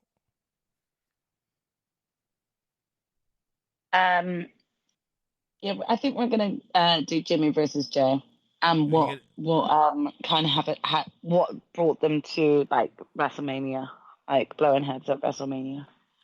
So what side are you on, Jaxie? So I am going to be on Team Jimmy. I'm the eldest twin. Jimmy is the eldest twin, so I'm going to argue his case. And I think Purple, being the youngest, is going to argue Jay's case. All right, so let's just give the rules quickly as well. Obviously, the person that starts, the other person has a chance to respond. No interfering in between the two, please. Let you make your statements. And then afterwards, we kind of all get involved and find out who the winner is. So which one of you wants to start first? I'll go first. All right, Jaxie, well, please, if you can masturbate for me, starting now. Okay, well, I think we should start this premise with kind of looking at the outlook of how we've gotten to Jimmy versus Jay within like the past year. And yes, I know that it comes across looking like Jimmy is the bad guy in this situation, but my argument right here is that Jimmy is lost, and Jimmy was hoping that there was going to be guidance from his twin, and from his point of view, I feel like Jimmy has felt abandoned by Jay. And I feel like this was the start of him retaliating against his twin just to continue to gain his attention. So I think this is where I'm going to start the argument. I don't know whether or not Sis wants to jump in with a little bit before are we going back and forth, or are we just doing like a long discussion between the two? I mean, I'm happy to jump in a little there. And well, then... I said, if that's your opening statement, Jackson, then please, Gina. Yes. Jackson, if that's your opening statement, I take this very seriously. That's my opening statement. Gina, if you could then please, your opening statement, and then we'll move on. Thank you.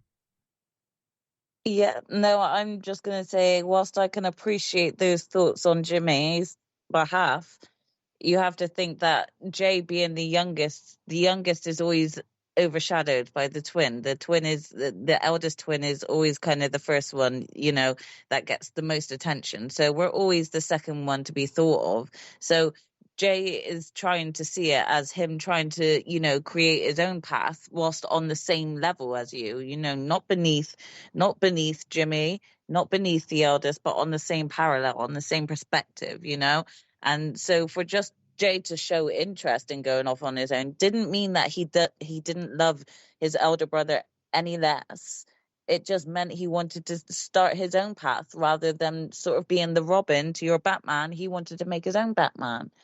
And that's my argument there, that he still had love for Jimmy, but Jimmy kind of took that as an offense on Jay's part. And it is a bit unfair that Jimmy's not seeing it from Jay's perspective.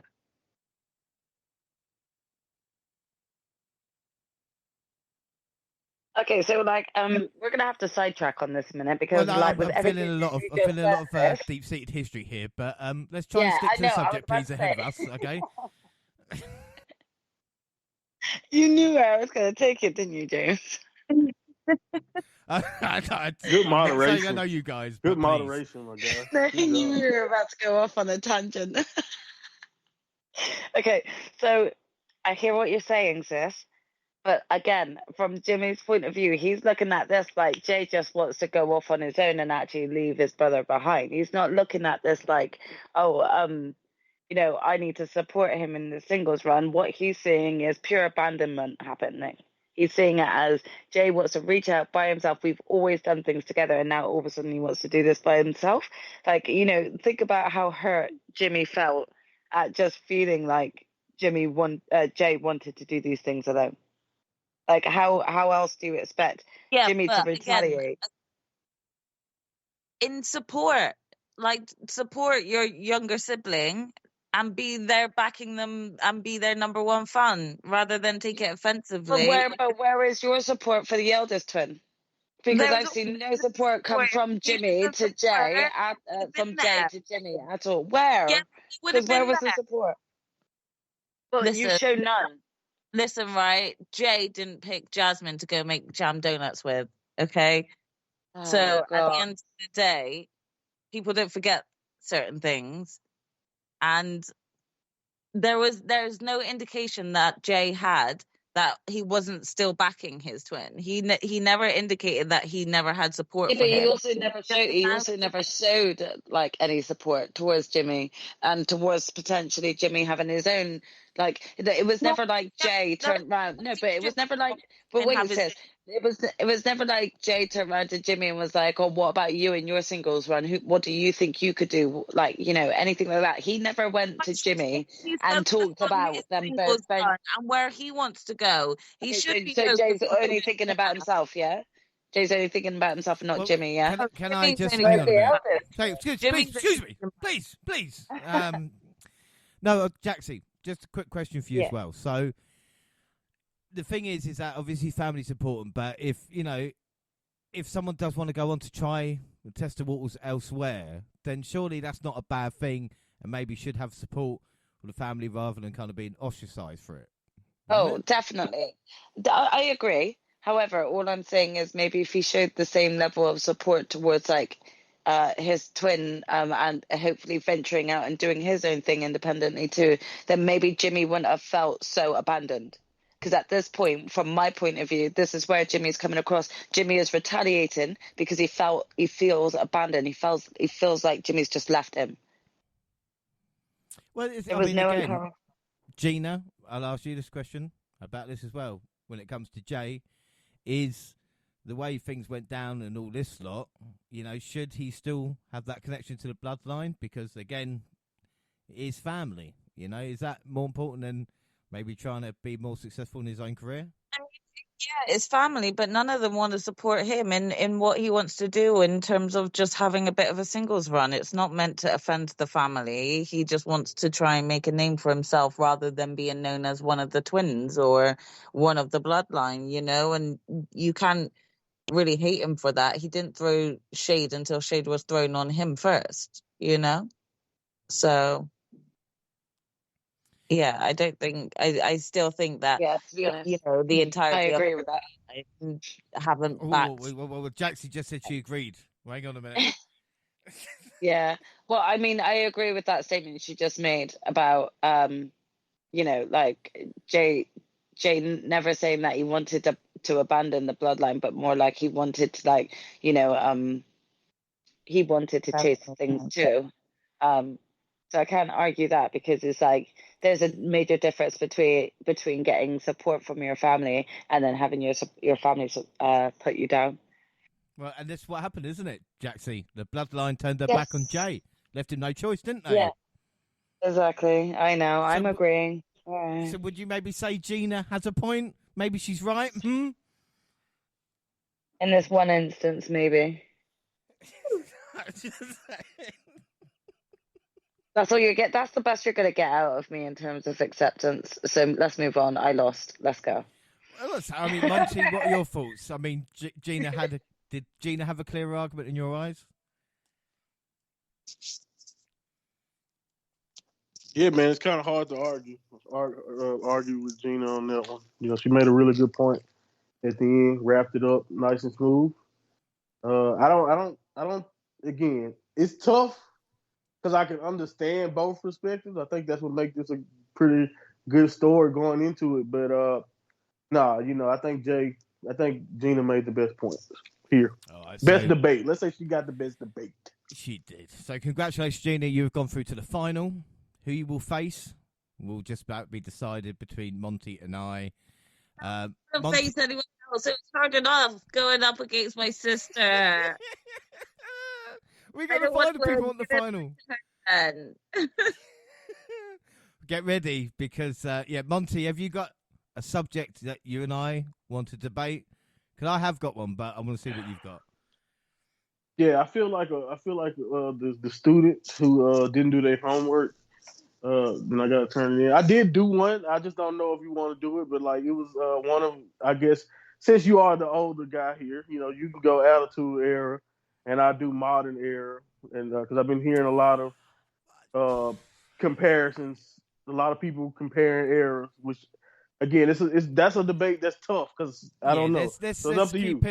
Let's keep it basic, right? So Okay, I think gotcha.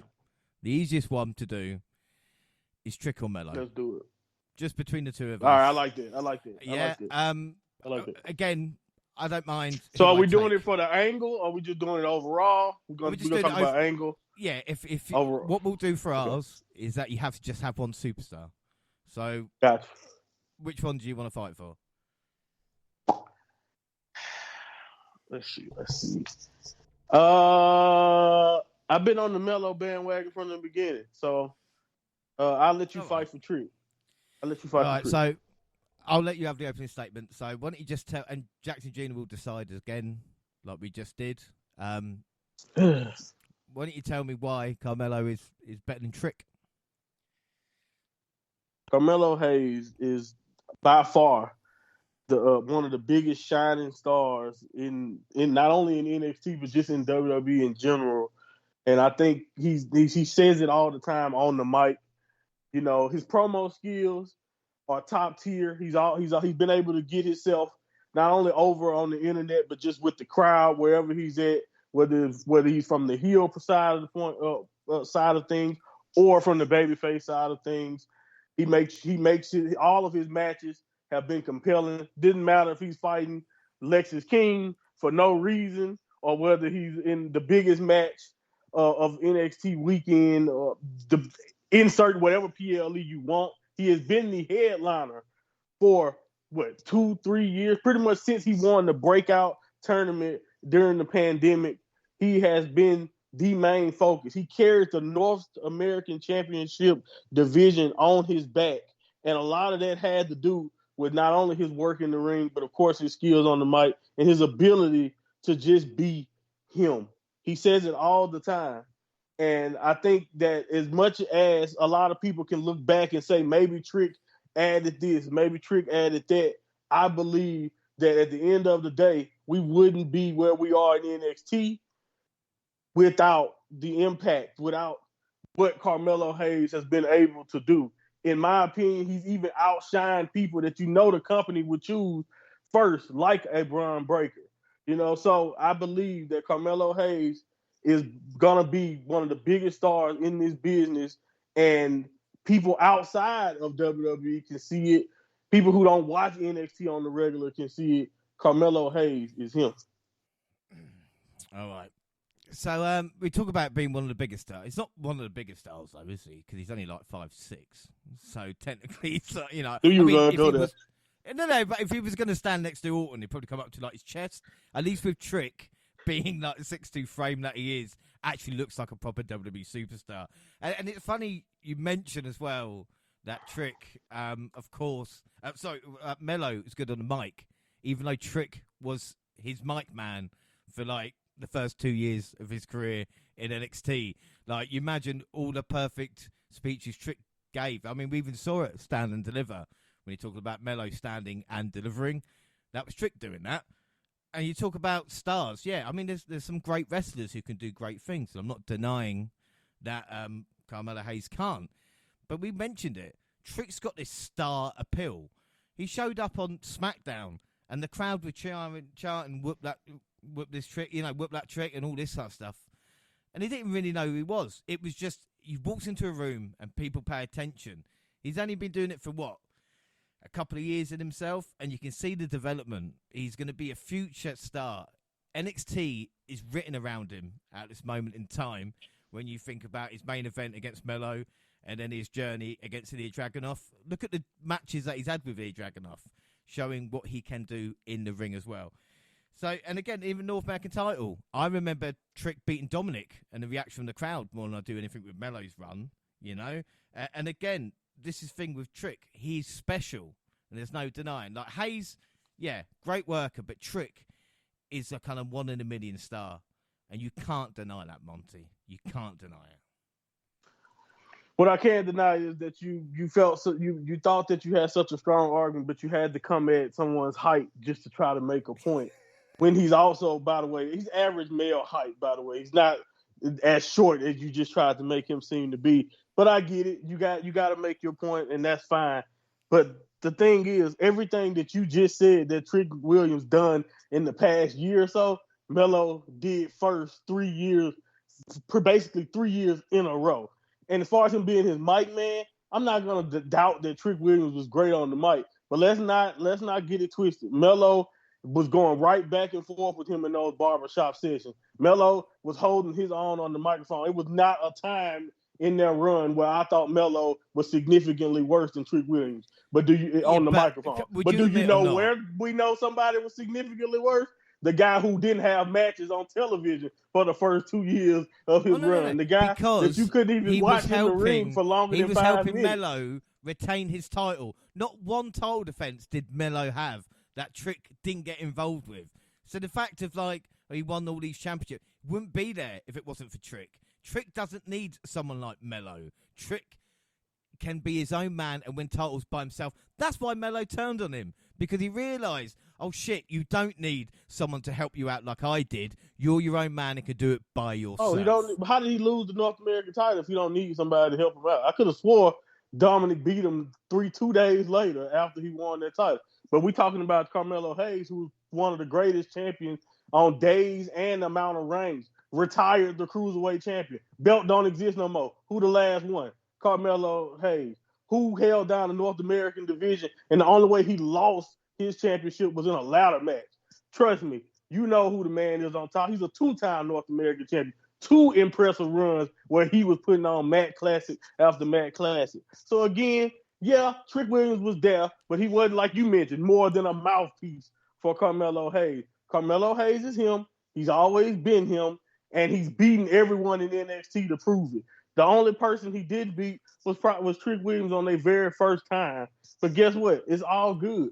If it wasn't for Melo being the star that he is, would anybody think Trick Williams could be the star that he is? No. He needed Melo just as much as Trick Williams, as you claim Melo needed Trick Williams. And also, tell me this. Would Trick Williams got that reaction on SmackDown, or would he get any reaction if they didn't change his theme song to the perfect beat to say whoop that Trick to? Because I remember Trick Williams walking around for years on NXT Level Up with a random drill beat, and nobody gave a damn about Melo's theme doesn't add anything to which is still one of the best. They didn't have to change it. Didn't have to do anything. He's had the same song since the breakout tournament when he showed up. Fuck you. And it's still hard.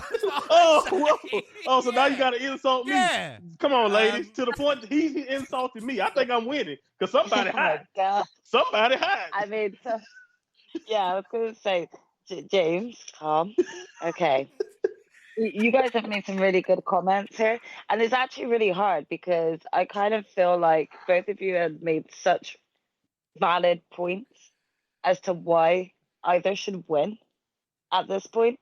And I feel like this is going to be like, I'm worried about how upsetting this is going to come across because, again, I've not actually watched consistently NXT. So I haven't seen a lot of what you both are arguing. So this is like judging from what I have seen or from both Carmelo and Trick. Right now, I feel like Monty has made the stronger point, but only because I can already see someone like Carmelo Hayes coming to the main roster and being able to. What a surprise that you've gone against me. I'm shook. I'm fucking. Come on. No, come on. Gina. No. Let Gina talk. He wouldn't even let me explain. He wouldn't even let me explain. You know what I mean? You know he lost. Make it and just say agree with my sister's points. Mm. Um, The point to Monty because I think his argument was a bit Fuck stronger. you That's guys. all I could say. no, the thing is, again, can I quickly just say, I feel like both of the points, like I think James had a really strong, like argument for Trick as well. The only reason why I am like actually really kind of like going with Monty as the winner in my opinion would be because from what I've seen from both of them right now, I trust that Carmelo Hayes could come to the main roster and make that splash. I think that Trick has actually done so well, and Yeah. he is one of the reasons why I've actually paid more attention to NXT. But I did not know about Trick until like I started seeing Carmelo Hayes. Yeah, but can I just say one thing? Can I say one thing, please? Yes. You lost already. That's You fine. can talk. You say whatever you want. You Right. know. No, please, just one thing. All I'm going to say, I'm going to come up with it in a minute, but it's going to be a good point. No, what I'm going to say is the fact is we talked about history being made. All right, first time since Booker T and The Rock, and we've got Trick versus Mello, and that wouldn't have happened if Trick hadn't been able to get on Mello's level even, and surpass him. And that's what we're getting now. So, that's a great point. He had to get on Melo's level. You're right. Yeah. Meaning Melo was higher. All Meaning right. Melo. There you go. I think James just answered his own question there. All right, we'll move on. Yeah, Melo all don't right, so, all right, well, we'll see if Monty misses in the final then, because it's going to be Monty and Gina. And the subject, I think, would be quite good. Very simple. What do you guys want to talk about? Everybody. No. Well, this is the thing. I think, again, unless you guys think different, we just do Rock or Roman Reigns. Decide who the biggest star is. Okay. I'm taking Rocky, I guess. Or do you want? Oh, Gina, what do you want? Yeah, what do you want? Oh, You're the first winner. I'll help you. Don't worry. I'm on your team now. I'm Team Gina, so I'm going to help with the argument. And Jaxie, you can help with Monty. All right. No bias whatsoever, huh? Yeah. It's okay, Roman. don't worry about this. So we're going to go Team Roman. Yeah. Okay. All right, Gina, do you want to start or to let Monty go? No, Monty can go. All right. I mean, let's just be honest. Let's be real. I love the Tribal Chief, but do you guys think that this entire run up to WrestleMania, without the final boss, where would we be? Do you think this entire story that we're trying to tell will be any level to where it is? Do you think the eyeballs that are on the product, the ratings are up around the board Monday to Friday, every week, because everyone is just looking to see where The Rock is? I mean, let's just be honest, man. I mean, the final boss from the very beginning. We talk about bloodlines. Well, only one of these men, as far as their bloodline goes, we can go on both sides of it. Yeah, we can talk about the Samoan heritage in the bloodline that Roman shares with his cousin. But we also have Rocky. We have Rocky Johnson, Soul Man Rocky Johnson. And we talk about Black history, the first Black tag team champions when they beat the Wild Samoan, which, wink, wink, nudge, nudge, Roman's father. So right there, Rocky was up before it even started. But then we go to one of the greatest areas, the biggest boom in professional wrestling. Who was the name that basically became bigger than the Attitude Era, bigger than WWE, to the point to where he took over Hollywood for a decade plus and left fans clamoring, begging for more? We can go through each incarnation of The Rock: Hollywood, corporate Rock, regular Rock, the people's champion, to the final boss, to where he is now. Jericho gets a lot of love for reinventing himself, but Dwayne has done it just as good, if not better, to a higher degree. He is the biggest star in professional wrestling and Hollywood. He's the biggest star in the world. If you don't have the final boss, do you think about it? I remember vividly Philadelphia, Royal Rumble. One guy won the Royal Rumble, and they needed Dwayne. They called Dwayne out there to raise his hand, to try to get the fans off this man's back, because they know just how strong The Rock's influence usually is. The Rock is one of the he's literally on the Mount Rushmore of professional wrestling, and it's because of his influence, because of everything he was able to do. I mean, look at the people's elbow. It's a ridiculous move, and every time he do it, everybody is on their feet. Everybody is ready to see it, and he puts down almost anyone with it. Come on, man. And then not to get me started on what he's been doing in this most recent run, beating the hell out of Cody Rhodes, carrying this storyline, threatening Mama Rose, giving this storyline layers that we had no idea that could even go there, to the point to where sometimes while I was watching over the last 5 or 6 weeks, I thought Cody was wrestling for The Rock's title, not that other guy who could barely show up sometimes. Okay, that's a fair point. I get you. But let me just say this to you, Monty. With Roman, he's been from the bottom to the top, even with the expectations of him because of his heritage. When he first came into it, he went straight to the bottom and he worked his way back up to the top. And like Roman once had got his hand raised by Rock at the Royal Rumble, and the fans didn't give a shit. They didn't care whether Rocky did it to him or not.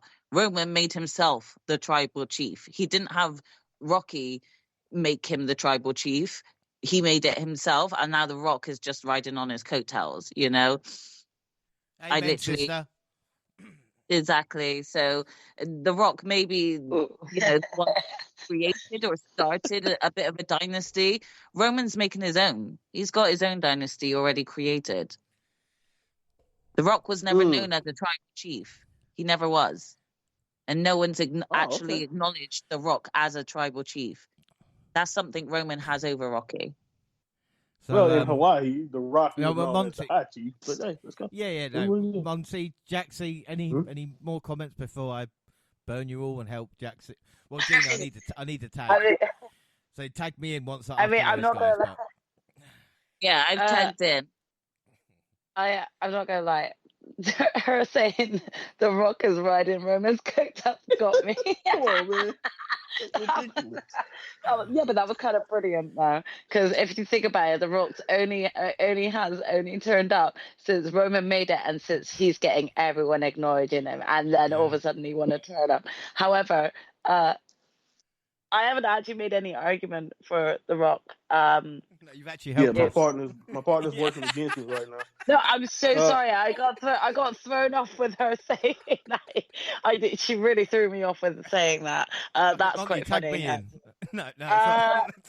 Yeah, right. Yeah, James, defend The Rock for me. I'm just like, what the heck? Well, okay. Let me just say this. But the thing is, if there wasn't no legacy, if there wasn't no Rocky, then Roman wouldn't have had any legacy to stand on to actually get to where he is. Well, that's not true, because the bloodline is the whole point of the family tree, isn't it? So it's not. The Rock is the table. It's not the table. It comes from, like you said, the high chief people like the. Hey, whose grandpa that is? Anyway, there's something you said, Monty. I just want to go back and say, and it's interesting. You talk about The Rock's run from '96. Coming in, debuting, and all this stuff he did the Attitude Era. Ended in 2001 before he decided to go to Hollywood. So 5 years. Roman Reigns has been champion for nearly 4 years.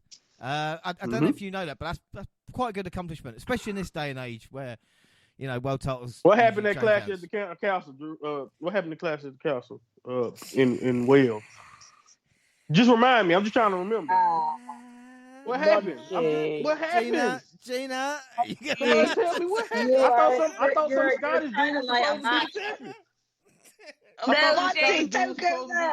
I'm just. Well, can I just say this? James, take off. I'm fine, because this is what he's trying to do. Because only one of these guys have not only been a legendary Hall of Fame career at the number one in the company as Roman Reigns was, because The Rock wasn't number one in the company. I'm old enough to remember, Monty. It was Stone Cold Steve Austin. The Rock would come out, Austin would get a bigger pop.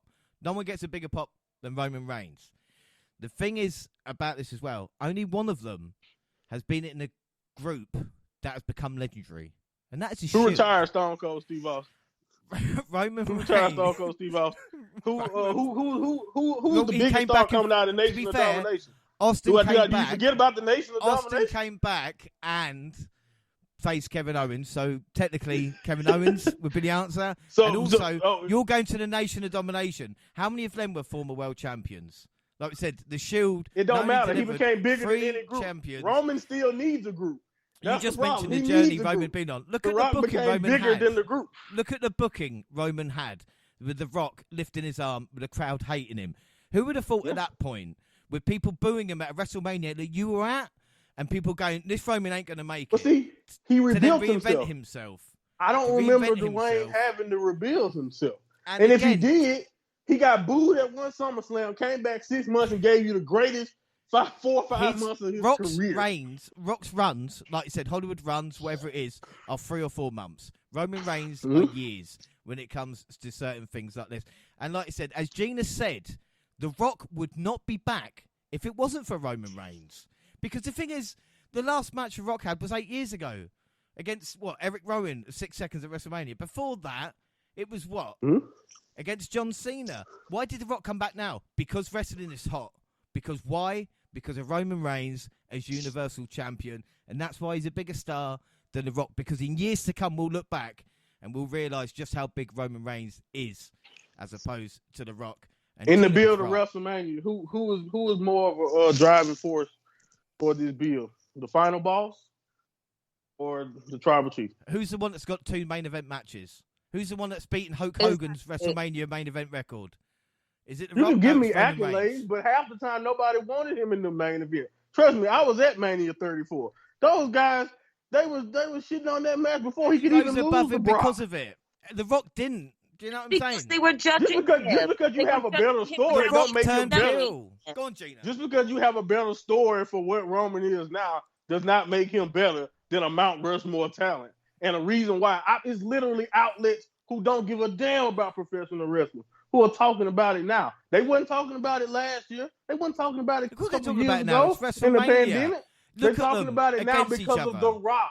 They were. I heard a rap music podcast break down a segment of Monday Night Raw talking about how The Rock threw a trash can at Cody Rhodes. They ain't talking about what Roman doing.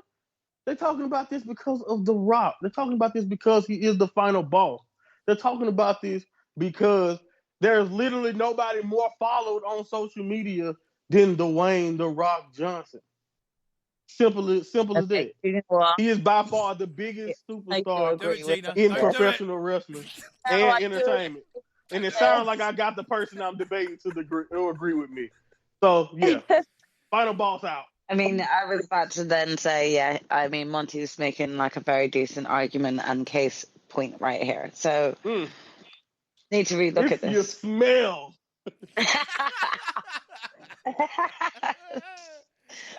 What the and final people boss accuse is me saying. of taking this seriously, but Final boss, Mike Short. I think well, it's Monty always won fun that to one. have a masturbate. Another well victory done, left. Monty. I got to win something. Well done, Monty. GG, Monty. I nearly put McIntyre as one of the debates, but again, would have been all night, wouldn't we? So I think that would turn into a bloodfest.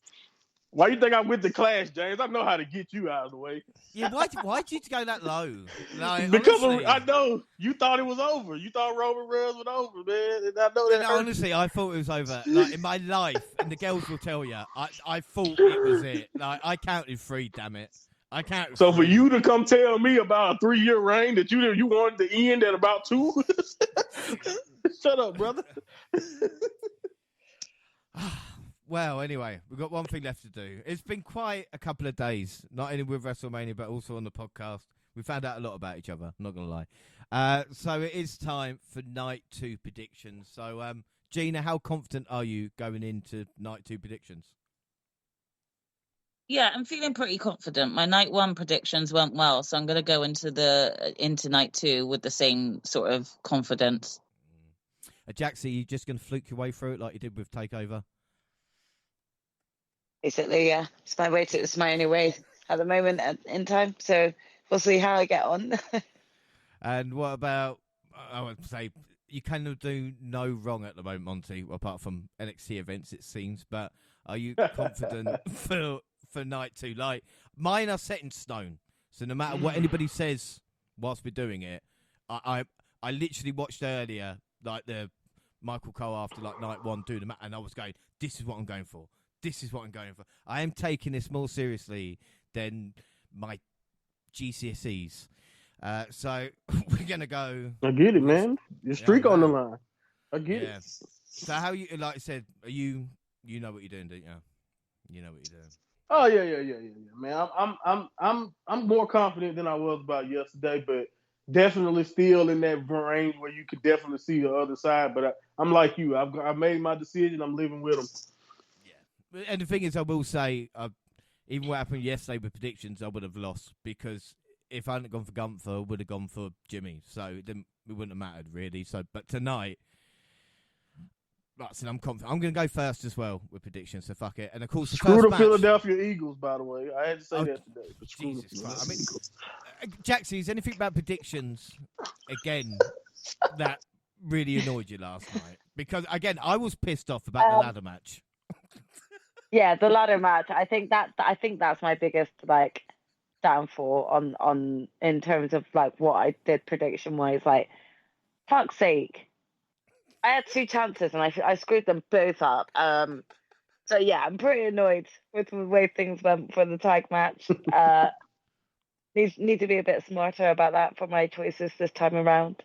To be fair, if any of us had gone Theory and Waller, we would accuse each other of cheating. So, I'm so mad. Yeah, I thought I about know. them, brother. I thought about them.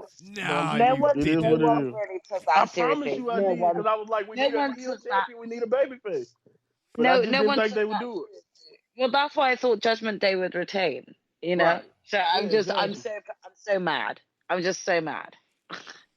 All right, so we're going to start off with the biggest match of the night, which is the World Heavyweight title. I mean, seriously, my record this weekend at the moment is on the line here. I need to get the 2 wins tonight, which would be Drew winning, and of course the predictions. So it's Drew McIntyre versus Seth Rollins, and again, I'll say this as unbiased as possible, but if Drew cannot beat Seth Rollins after everything that's happened, then seriously, he needs to just quit.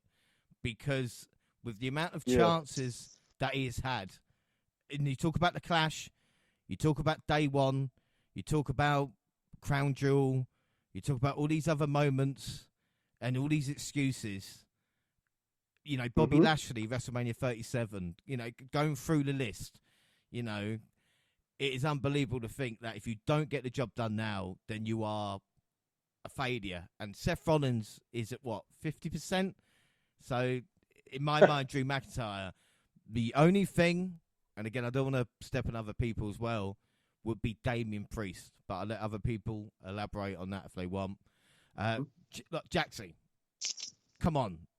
You know me. But Drew's got to win this. It's what's right in the world. I don't know if it's what's right in the world, but I think if we're talking from a story point of view at the moment, like, Drew would look pretty stupid to not come out as a winner tonight. And I say that like he's got a stronger chance at defeating Seth, and that predominantly is because of the fact that Seth has already fought one night before, so he is completely at a disadvantage here. So if Drew can't capitalize off of this, what does that say about Drew? You know, it says he's a fuck up, basically. Exactly. So this is do or die. Yeah, this is do or die for Drew. So we're going to see a very aggressive Drew tonight. I have a feeling that this match is going to be like a lengthy one, but in terms of like a full beatdown potentially, or a full character, like not change, but character realization of the fans to see like this is who Drew is now. You know, this is what everything that's happened to Drew in the past year has driven him to. You know, so we're gonna see it. Yeah, we're gonna see a very aggressive, desperate Drew tonight. And this it's got to pay off for him, because otherwise, I don't really know what else is in store for him. Nah, there is no tomorrow for Drew. If he loses, then you know, even I can't fathom it. You know, I really can't. Gina, what are your thoughts on this? even with like Drew losing. Well, that's even with Damian Priest. Yeah, no, I have very similar thoughts to both you and Jaxie. I truly feel that this has got to be Drew's moment and Drew's time, and especially with all the taunting he's been doing to CM Punk, he's going to look like, sort of all mouth but no action if he loses this match, like to all the threats he's made to Punk as well, So he really does need this win, and I think we're going to see a more desperate Drew tonight and showing a more brutal side to him. And like my sister said, it will just showcase, he a changed Drew. This is who he is now. So I do feel like Drew will get the win, but I actually am also going to bet that Damien is going to come and cash in after that win and take it himself. And I feel like the storyline is then going to take us to SummerSlam, where Drew will get that belt back from Damien. Well, the thing is about that is that the Clash at the Castle's been announced for Scotland, I think, in June. So again, Priest cashing in around this time to have that run, but would that then make Drew a baby face going into it? And does Damian Priest, then I'll ask you, pin Drew McIntyre after he wins the title or cash in during?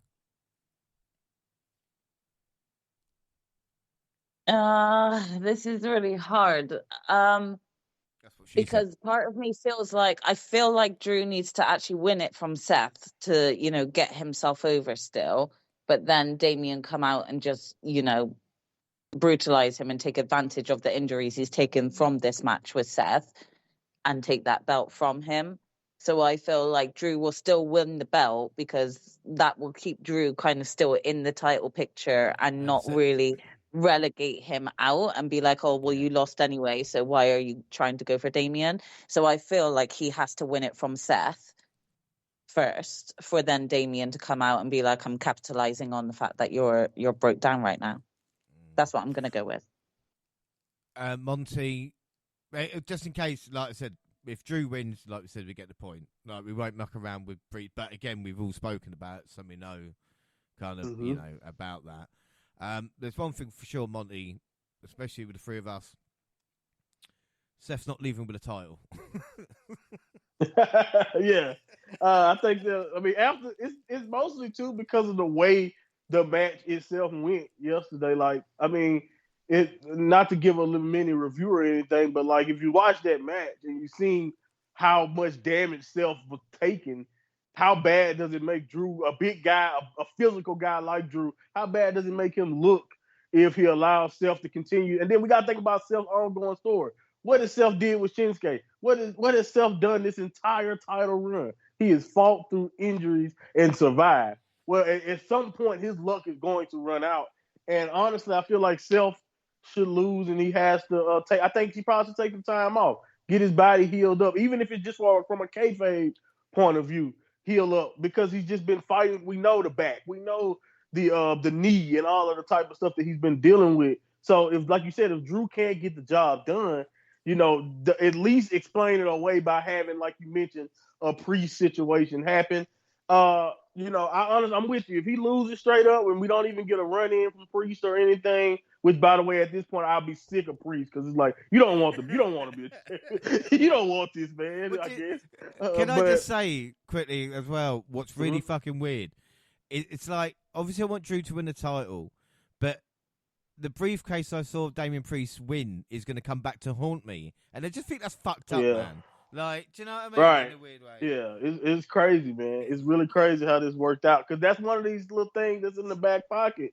I'll bring it up later. Priest is even a factor there, which I'm pretty sure we all doubt. But I'm just saying, he could run out there and screw something up later, depending on how they want to use it. That's just the power of that briefcase. So, I don't know, man. I'm with you guys, though. I just don't see Drew not walking out, or at least beating Self. As far as him walking out as champion, who knows how they decide to do it. And if he loses, guys, and Self stands tall and we're all wrong, we might be having to say hello to Drew Galloway again. He might be in Wembley and all in or something. We won't be doing a podcast. It'll be fine. We'll be able to start. But again, this is the thing. And it's the two things that I always gets me wrong. Seth Rollins' run as world champion has cost me so many prediction points at pay-per-views. And the Drew McIntyre victory has cost me so many points at pay-per-views.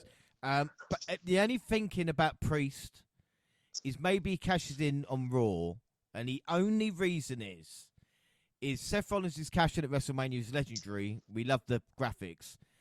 The Ziggler one on Raw was fantastic with the reaction of the crowd, but obviously we can't do that. So why don't we update it with maybe Priest? But I've no doubt Priest will be cashing in soon, and if he's not successful, then it just cuts the legs out of the Judgment Day as well. You know? Yeah. Which, by the way, they lost everything except Rhea. Yeah, exactly. So, like, especially with them taking the big L on night one, you know, an appearance from Priest and a potential win from him cashing in could actually still, you know, keep the Judgment Day sort of up there. You know, so like it is a really hard gamble because of like I too want to actually say, do you know what, Priest actually could come and cash in, but I feel like I don't know. Part of me feels like if Priest is going to cash in, he's going to wait until after Seth v. Drew. And I feel like he will wait until after because he will want both of these two to wear each other out so that he could just take out whoever is the winner at the end. And that's what I see happening if he cashes in. Like, I don't see him doing it like Seth, you know, mid-match. Yeah, you see it after with Yeah. maybe Drew celebrating, and because the thing is, Yeah, Drew yeah. celebrating, then That's Priest what I cashes see. in, and then Drew Yeah, goes, "Look, I that's had what the I title, but Priest did this." Then again, sense of Yeah, justice, yeah, and then you know. that also builds more to Clash at the Castle, and like him claiming he will get that back, and then he'll get that win, you know, at Clash at the Castle or something like that. But yeah, like I think, you know, for in terms of like predictions wise, I think my bet would be that Drew is going to win, but I reckon that Damian Priest will wait until there's a winner and then come out and cash in. Yeah, and now watch Seth just retain, and you know, they move on, and we all like, what? But again, let's hope for the best here. So next matchup. Oh my god, what should we do? Easy one, a difficult one, don't know. LA Knight versus AJ Styles, I think is where we go, and we'll go to Monty. What do you think in this one?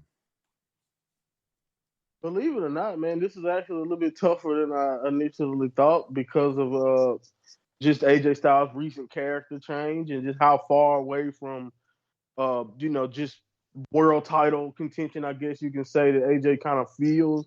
Even though I know he just fought at the Royal Rumble for the belt, it still don't feel like he's in line. But I did watch a little bit of Triple H. I think I heard him on Logan Paul say a draft is coming, so that can change on the dime. So uh, I think LA Knight would gain more here. You know, a big singles victory. A guy like AJ Styles, a former world champion. Even if I don't necessarily know how, unless they have plans to continue this, which I don't necessarily know if they need to. I'm going with LA Knight, and I just gonna stick with my gut feeling from a couple days back that they're gonna put over LA Knight and get the chance going for Mania. Yeah, it's crazy to think the development of LA Knight since coming up from NXT. Of course, maybe low. I mean, I don't know what you think, Jaxie. Maybe LA Knight's cooled off a little bit, and again, as I talked about yesterday, this feud's kind of been secondary, hasn't it? You know, we haven't seen like matches. It's more like backstage moments and interviews and clips. It has been, and interruptions, you know. I think like the biggest sort of like thing that we could sort of say has come out of this feud right now was sort of AJ Styles turning up out of nowhere in Australia, you know, to like carry this on. It's not that I'm not interested in this match, but I just don't feel like they've done it enough to promote it as well as some of the other matches that we've got on this match card tonight. So it is a real difficult one. Thing is, I feel like coming out of this, AJ Styles is always going to be AJ Styles. I feel like they really dropped the ball with LA Knight not winning at Money in the Bank, and they really should have, you know, like gone all in with him then. And I think as a redemption, I think that this could be his night.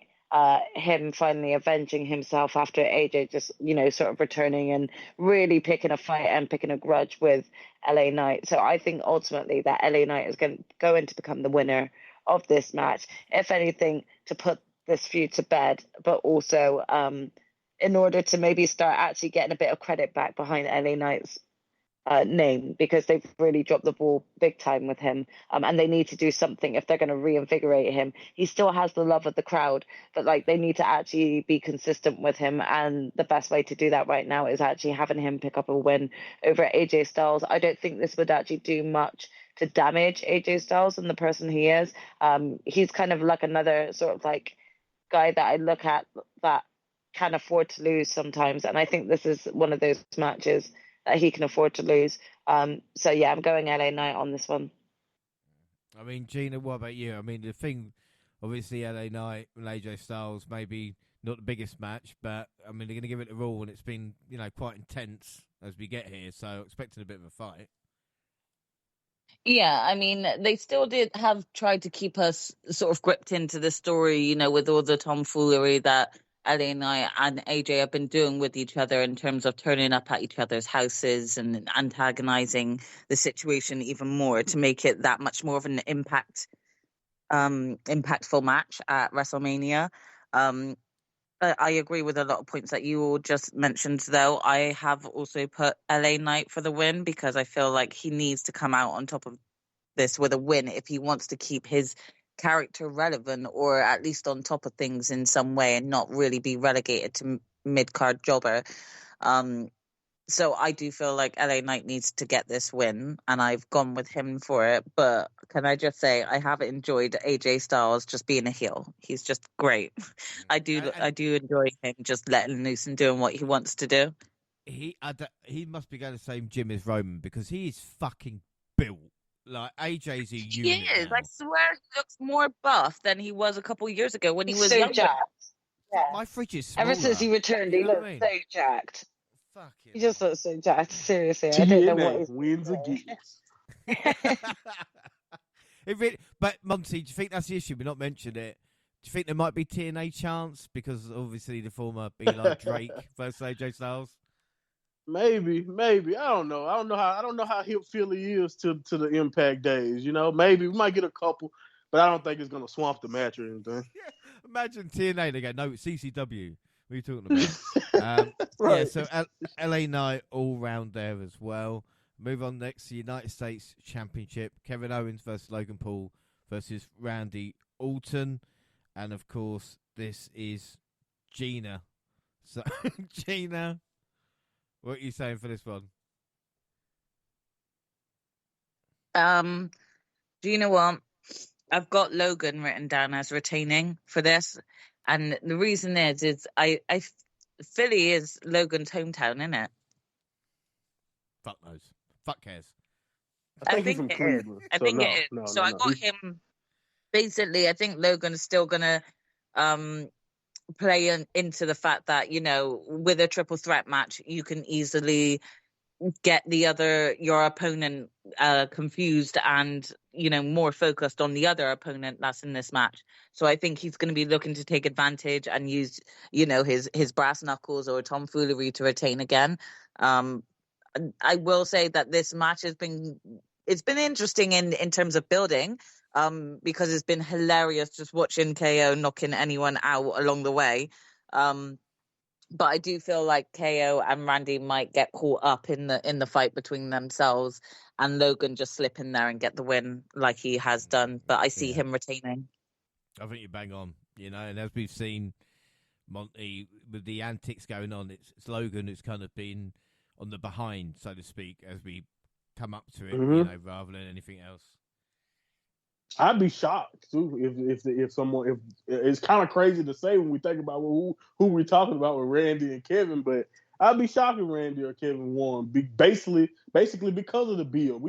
You mentioned this a little bit, I think yesterday, just about how Randy and Kevin, both of them, they've been playing nice. It's from my point of view, they've been nice to each other, and their focus has been all on getting back to Logan, and that doesn't really bode well usually for the people who are trying to get the championship in a triple threat scenario. So I think that's exactly what's going to happen.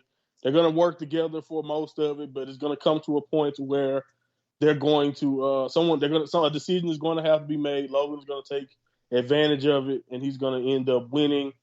And I think I don't really have that much of a problem with it. I think whoever dethrones Logan of that belt, it probably should be someone who can gain some recognition. People know Randy. You know what I mean? Kevin, I don't necessarily know if he needs that rub, but like whoever beats Logan, I know you guys may not care about him, but most of the time when Logan Paul does something, it goes viral over here in America.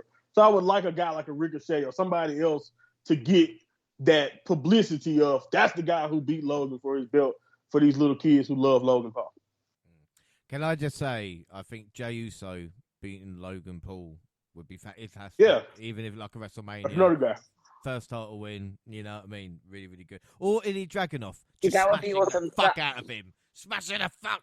I mean, that would be awesome. I also still kind of somehow see like potentially Ricochet making a comeback and potentially having another match against Logan Paul. We both know that there's still a lot of animosity between the two, and with Ricochet, like, you know, coming so close to even winning the Andre the Battle, the Giant Battle Royale. I wonder whether or not they'll do something to push him. So if it's not Ricochet, I see it being Jay.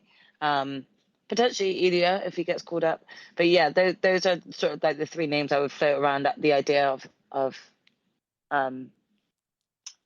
like them taking the belt. So you're going to go definitely Logan in this one as well. Yeah, I'm going with Logan to retain as well. I agree with a lot of the points that both Monty and my sister have said about this match already.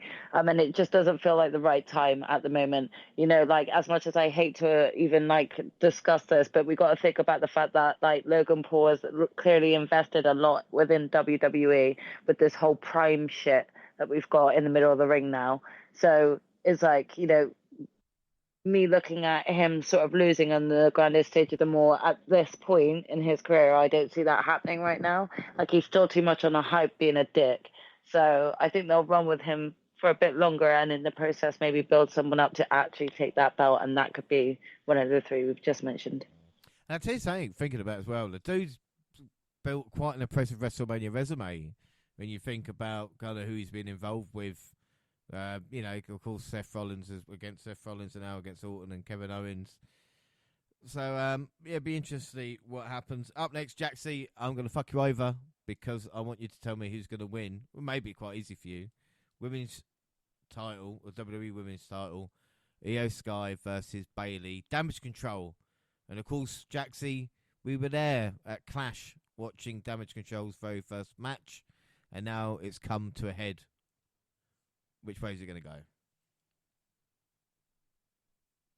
Okay, so this one's been really hard. This has been one of the ones that I've been like discussing a lot.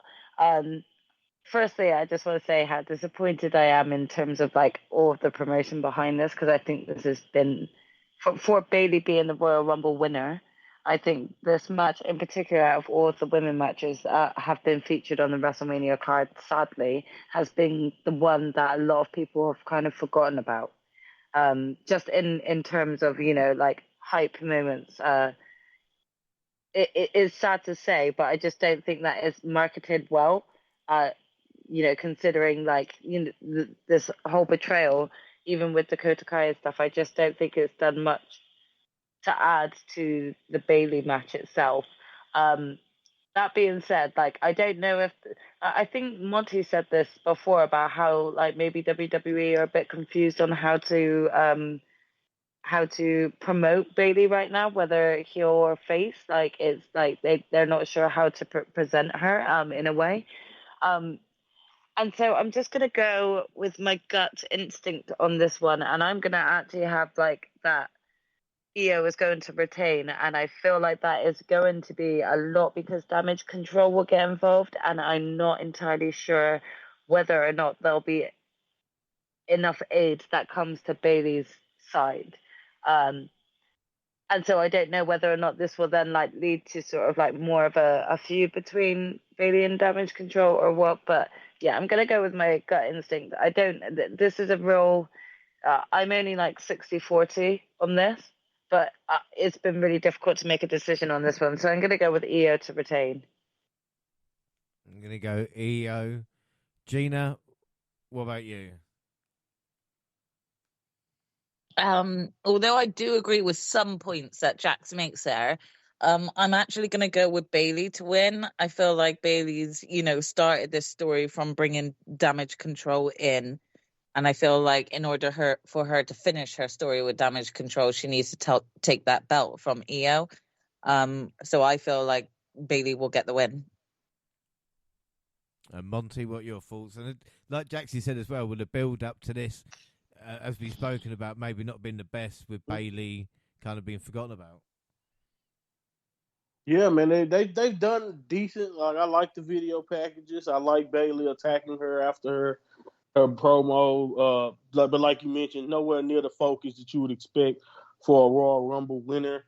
And also, I just think that maybe WWE, we keep hearing about this new era, and I just don't know. I know Bailey. I'm not saying that Bailey is not a part of it, but she is part of the Four Horsemen women who kind of started this entire revolution. And there's one thing about Bailey, she's been probably the most giving by far out of the four. When you just think about how many times she has kind of just put over people and what she did for Bianca the last few years with Damage Control and just so it's tough to really pick against Bailey here because I know how much she's lost. But I'm kind of gotta go with Jaxie on the EO Shirai or EO Sky retaining. I am just of the thought process that this is nowhere near over with Damage Control, and I don't necessarily know. And if she does get help from the rest of the roster, I feel like we lost a lot of development of showing how Bailey got their support. It made sense for Jade and Naomi to help Bianca, but it don't necessarily make sense to me for Jade and company to run out for Bailey because Bailey hasn't, really done a lot of apologizing and all of that we've seen on television other than like one segment. And that's not their fault. I think they've been kind of, like you mentioned, James, scrapped for a time and a lot of times in these situations that we've been building up with the Bloodline story. So I think Bailey will eventually finish this with EO. I just don't think it'll be tonight. I'm going to stick with EO retaining so Damage Control can kind of keep at least the title and keep some heat on them after kind of losing in less than 10 minutes yesterday. That's just the way I see it. I don't think Bailey loses much because Bailey, not only did she win the Royal Rumble, I just think Bailey is always a good contender to get back in that spot. But I don't know. I just don't think with the story they've told so far, it would be a good way to cap it off. And I hate picking against Gina, but Well, yeah, man, I'm gonna stick with EO. I'm gonna stick with my good. I'm gonna go with EO. Again, I said my predictions were set in stone, and the stone's rumbling a little bit with that explanation. But no, I've gone with Gina as well, and I've picking Bailey because again, Monty, you make a great point. I don't blame you. But tonight is going to be the greatest night of WrestleMania action we have ever seen, and for that to happen, Bailey needs to get a victory over EO. This is what's going to happen here. I don't know how. Not thought about it. But Bailey's getting the win. Bailey's winning this. I'm fucking sure. I'm sure Bailey's winning. I wish I had a better explanation, but really, it's just a gut. Do you know what I mean? It literally just like, yeah, just Bailey's winning here. We're getting that moment with Bailey. She's never really had a moment like this in the spotlight. Yeah, she won the Rumble. It's her first singles match, right? Yeah, it's Bailey, and it means a lot. Yeah, I'm sticking with it. Fuck it, I'm sticking with it. Next one is the Street Profits and Bobby Lashley versus the Final Testament in the street fight. Again, the feud's been going ages, but again, I don't remember actually, watched it on VHS. That's like streaming now, kids. WrestleMania 13, and it was like a Chicago street fight. Really, really fun. Nation versus Slammer Johnson's friends. The LOD there. And again, this is what I picture. And again, really fun night of action. Hardcore, lot of stuff going on. Bobby Lashley getting the victory. Maybe not over Karrion Kross. Maybe one of the AOPs, whoever it is. But I do see the faces winning. Jaxie, I'll go to you. Which way do you think this one's going to go?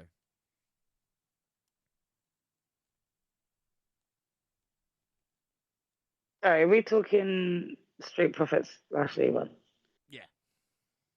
I don't know. This one's a bit of a weird one, don't you think? Because I know that there's been a feud there between them, but like I feel like there's been enough build up of a story for them to really be featuring on a WrestleMania night? Not really, no. I'm not really sure.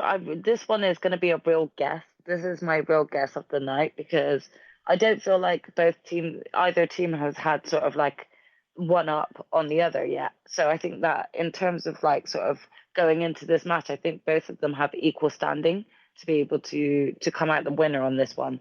But I gotta go against. I can't go against Daddy Lashley, you know. So I'm gonna go Bobby Lashley and Street Profits on this one. Monty, what about you? Yeah, man. They actually the best part so far of this run. It's kind of funny of this storyline, and I think it's kind of dragging to me was the vignette that they just kind of showed on the Go Home Friday, kind of showing the new merch for I guess they're the Pride or for Bobby and the Profits, and just them all being together. I kind of like the way the energies they gave off in a street fight too. You know, it just feels like something that they should be the winners of. It was kind of tough for me at first because I kind of feel like both of these factions could use the win if you really want to think about it. But since I feel that way, I feel like you give it to the faction that I feel like uh, I can see bigger things for in the future, and that will be Bobby and the Profits. Gina, you going the same way?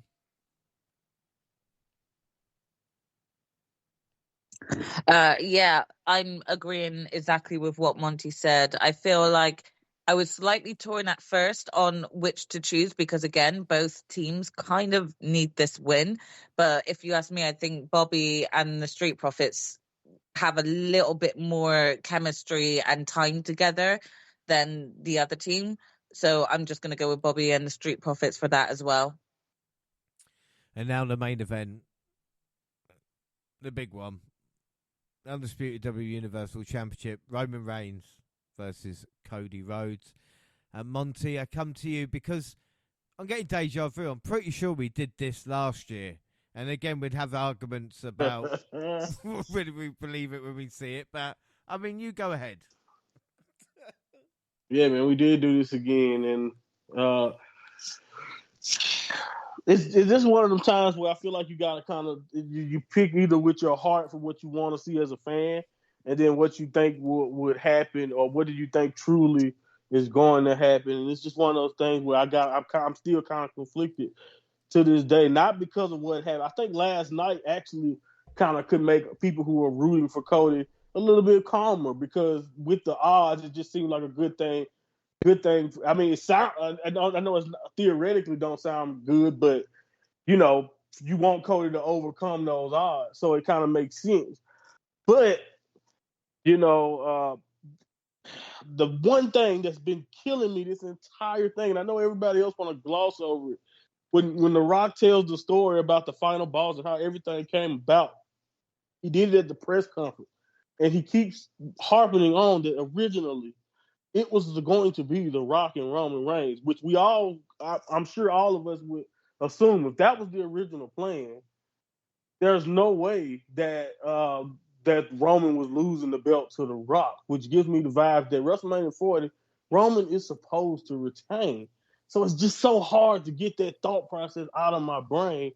But the thing that always confused me after that is because he said they were talking about this last year or whatever.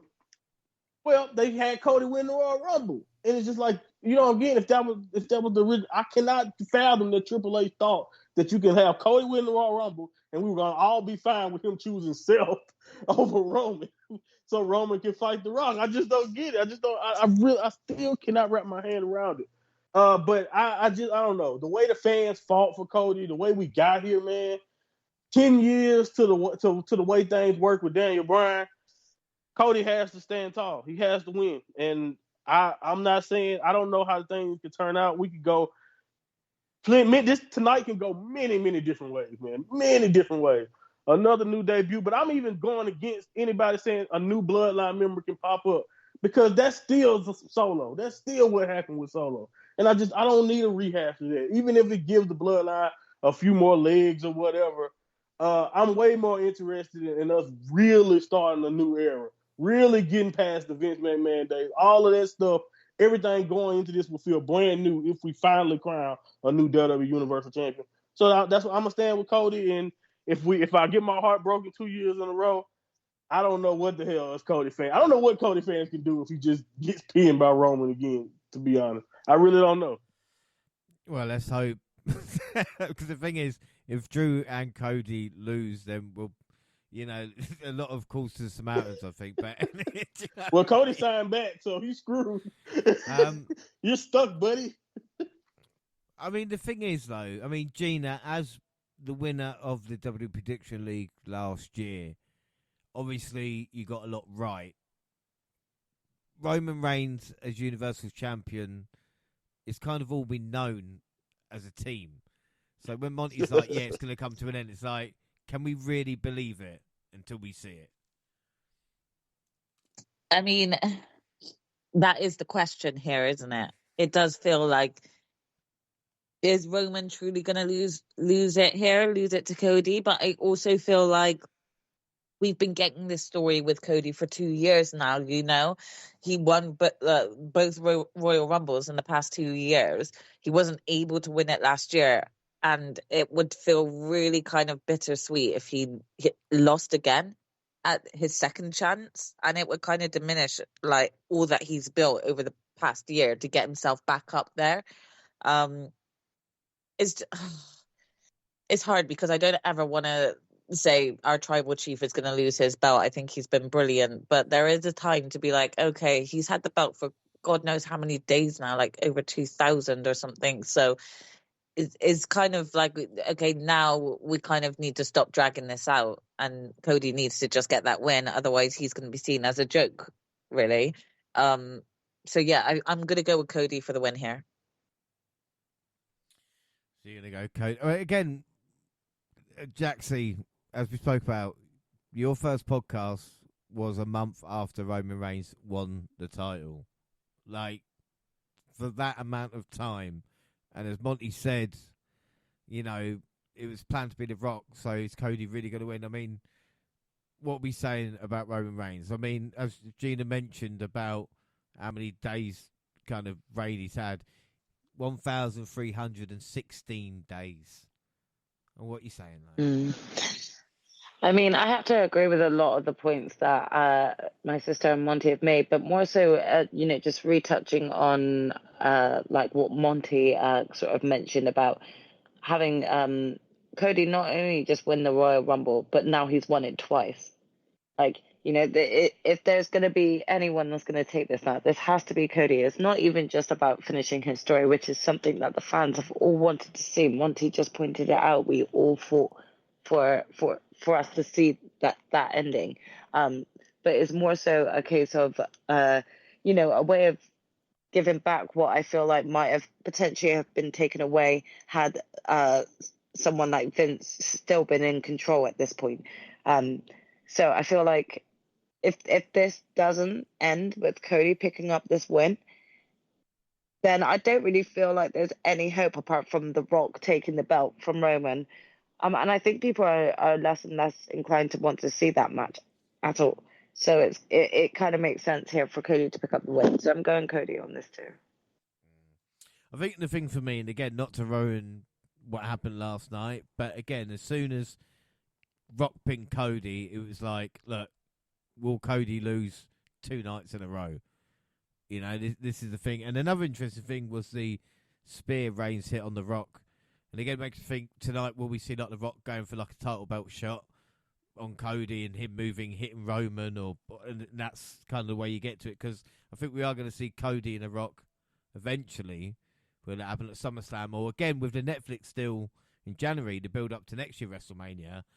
And again, Monty, as you were saying earlier, it has been basically Rock and Cody build this year, but one-on-one next year is going to be kind of massive, So it's interesting what happens with Roman as well. Like, what because my mind was always like Roman loses the next night or wherever it was. Solo then takes him out, and then Roman turns face. But again, will we then see Rock and Roman? Or I mean, what happens to Roman afterwards, Monty? You know, if when Cody wins. And that's why I say I've been entertaining so many things. Like I know everybody got the Avengers lineup of Austin and whoever else you think can help. I'm actually removing Seth because realistically, I don't think Seth can help Cody. after yesterday, and then getting beat up most likely by Drew. I just don't know if Seth can make it. So I'm of the theory too that. I don't think the spirit that happened yesterday don't seem like a big deal, but what if it becomes one? What if The Rock and Roman butt head somehow in this bloodline rule because something accidentally happens again? And then, maybe, like you said, maybe you do turn Roman. Maybe Solo takes over of an offshoot, another type version of a bloodline because we have additionally new members added to the fold or something. Like I said, the potential is there. But you're 100% right. Either way it goes, I know most likely, because of what has always happened, Roman probably won't be focused on again until another big Saudi show or a SummerSlam or something like that. And if you got that window, I think you got enough room to kind of tell whatever story you want to while Roman is away doing what he does while he takes his breaks. Because I don't think that's going to change. I think Roman is most likely going to go away, win or lose tonight. So for not permanently, but you know what I mean, back to his sporadic appearances that he makes. So man, I'm with you though. It's really curious to see how do we get back to Rock and Roman for the future. Do you have Rock lead another version of a bloodline where he tries to finally usurp the top two? Because I always go back.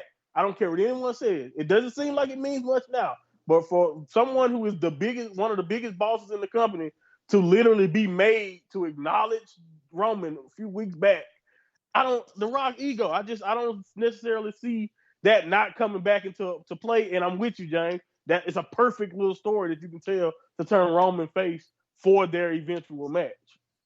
The thing is as well, and it's really interesting, the kickoff has just started for WrestleMania. It's been on for about 15 minutes. And I noticed it yesterday, is that behind them there's a big poster, and it's the four faces. And the bottom is Rock and Cody.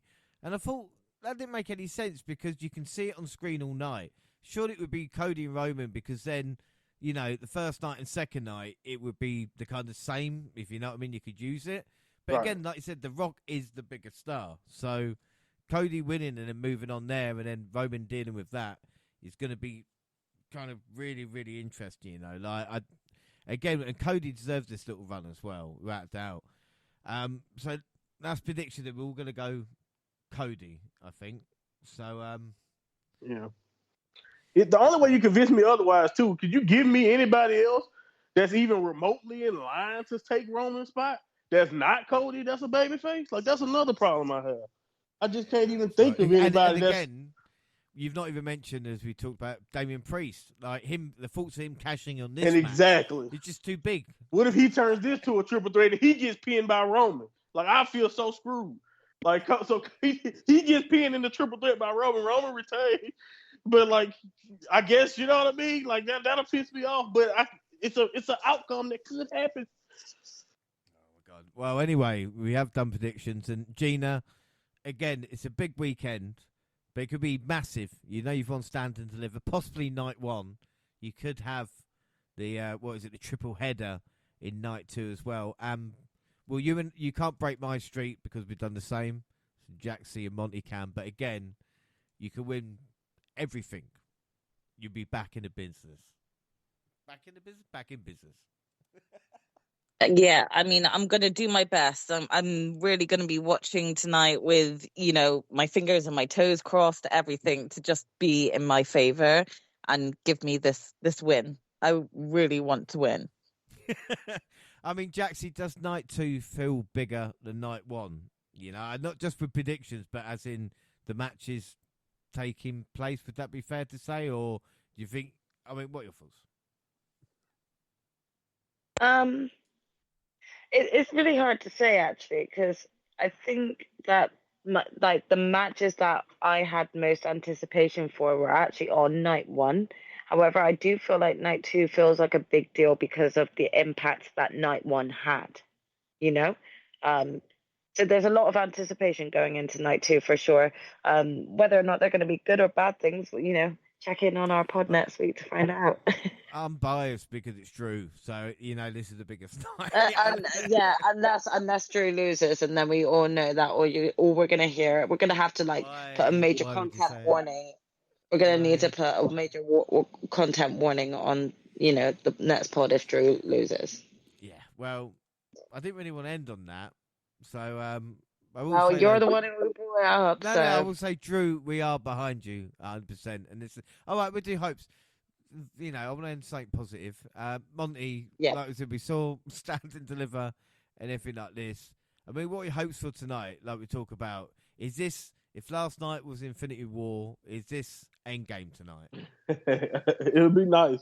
Yeah, I've been seeing people kind of phrase it that way, that's Infinity War leading right into the end game. I think that's what makes, that's the strength of night 2. The strength of night 2 is that the main event truly can have lasting consequences on possibly the next 6 to 12 months of television. Is going to be decided, in my opinion. The focus of that will be decided based on what happens in this main event. And I think that's why it feels like it. And so far, since we've been doing 2 night manias, you can make the case that so far they have not had a mania where night 1 was not necessarily the better one. And I think this one has a chance to actually outdo some of night 1, because I thought night 1 was a good show, but it didn't seem like when we had Austin in the main event of the other night 1, or when even night 1 from last year with the Usos versus Kevin and Sammy, those felt like the thing is, smashes. There's no celebrity involvement either, which is a little bit weird for Manias. And also, I know we had the women's match, the world title, which was great. But again, to have a world title not on the line on the first night felt a little bit odd. Right. It felt like something was missing, I feel like.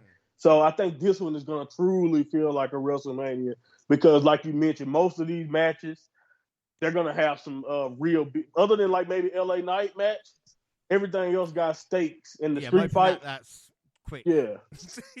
Everything else got stakes. Yeah. I hope that's the job done. I'm glad that we didn't have much sort of celebrity involvement, like you just said, but we did see quite a few celebrities there. I kind of wasn't even shocked to see Wale in the crowd. Seeing 2 Chainz there was actually quite fun as well. And even Vanessa Hudgens was there.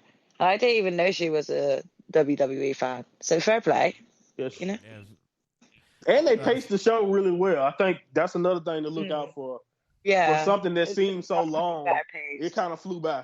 Yeah, no, I enjoyed that. And again, we're going to get the Hall of Fame tonight. There's only 6 matches, so again, it's quite. We know the main event's going to get an hour, isn't it? So again, it's 3 hours for 5 matches, skipping the excessive adverts. But the main event in night 1 was an hour, wasn't it, or something like that? I was watching my dad, and he was going, it was 45 minutes. It's so fucking long. Yeah. It's cinema. Yeah. It's a story. And shout out to Dwayne for wrestling that damn long, because I heard a lot of jokes about him tearing his quad and team. Long? I mean, again, or did he? He didn't get carried. I don't think he got carried. No. I don't think he got carried. Had a massive rest. Definitely. But again, we can discuss it. Good for him, though. Good for him. Gina, we're not doing the masturbate anymore, Monty. All right, just chill. Yeah, we'll talk about that next week. So tune in next week to hear. Gina, just want to end positive, and like I said, with Gina, like I said, what are your not hopes, but is there anything missing, or what you're most looking forward to tonight as we just about end the show? I mean, I think there's not really much else. I think it's already a packed show. Would it have been great if we would have gotten some sort of big, 6-pack tag for the women on night 2, seeing as there was one for the men on night 1? I think that would have been a nice addition rather than that on night 1 as well, though, with Jade and that. No, but a night 2 would have been nice to have.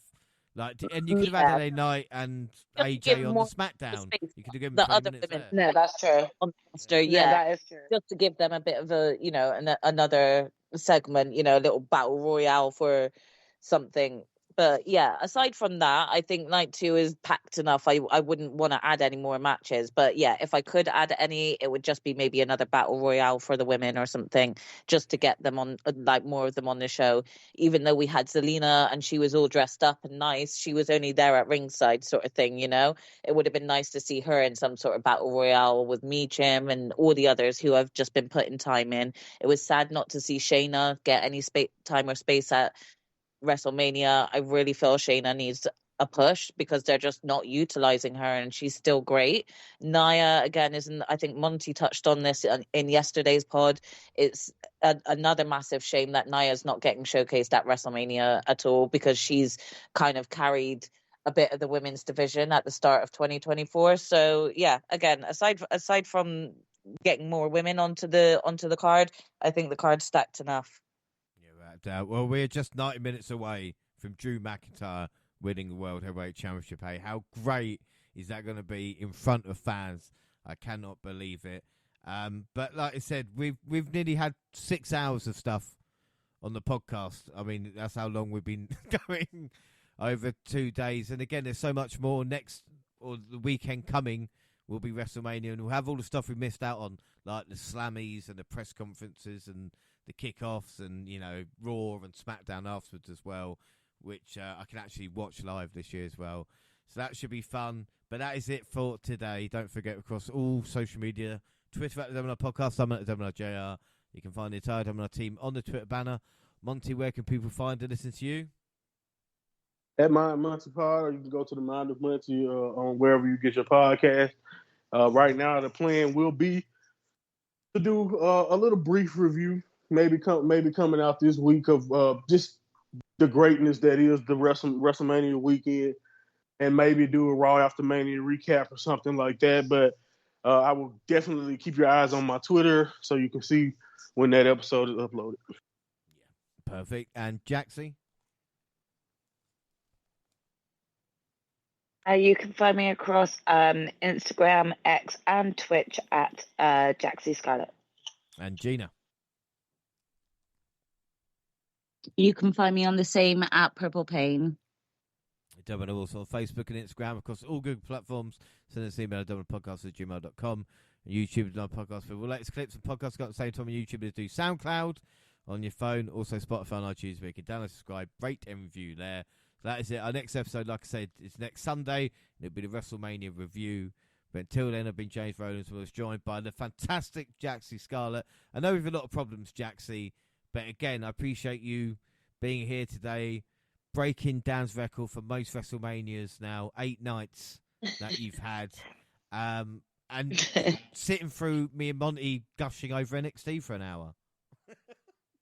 Yeah. Well, I mean, it's been fun, as always. We're always here to make moments, and we're doing just that. So thank you for joining us, everyone, and I hopefully will see you guys for next week reviewing WrestleMania. And, of course, the mind of Monty, and they saw our baby tonight, and I think they liked her, Monty. Not only is NXT back, but again, it's there. I will be a different James next week if we don't get what I want. Yeah, man, I can't wait to see how things shake out tonight. I'm honored to be on the show with Jaxie Reigns, since she's breaking records and stuff. And now I'm going to be known as the mass debate deity. Add that to my title. Yeah, I'd be like, look, Jaxie might have the most WrestleManias, but nobody can masturbate like Monty. Do you know what I mean? And of course, the genius of Gina, the prediction queen, as it was. And again, it's going to be very, very interesting. But again, thank you, like I said, Jaxie, for just sticking around. And I hope you had fun. I'm sorry I made you masturbate, but you did well, I will admit. And I think you know you're better than you are. A bit like predictions, young lady. Yeah, I think the more I do, the better I'll get. So I'd like to say, for my first try, I didn't do too bad. That's what I said to my parents, Gina. You know what I mean? Like that's the important thing. Yeah. You just got to keep going, you know? Yep. You came, you saw. Next time it will be much better. Well, on that note, everybody, thanks for listening, everybody, and bye.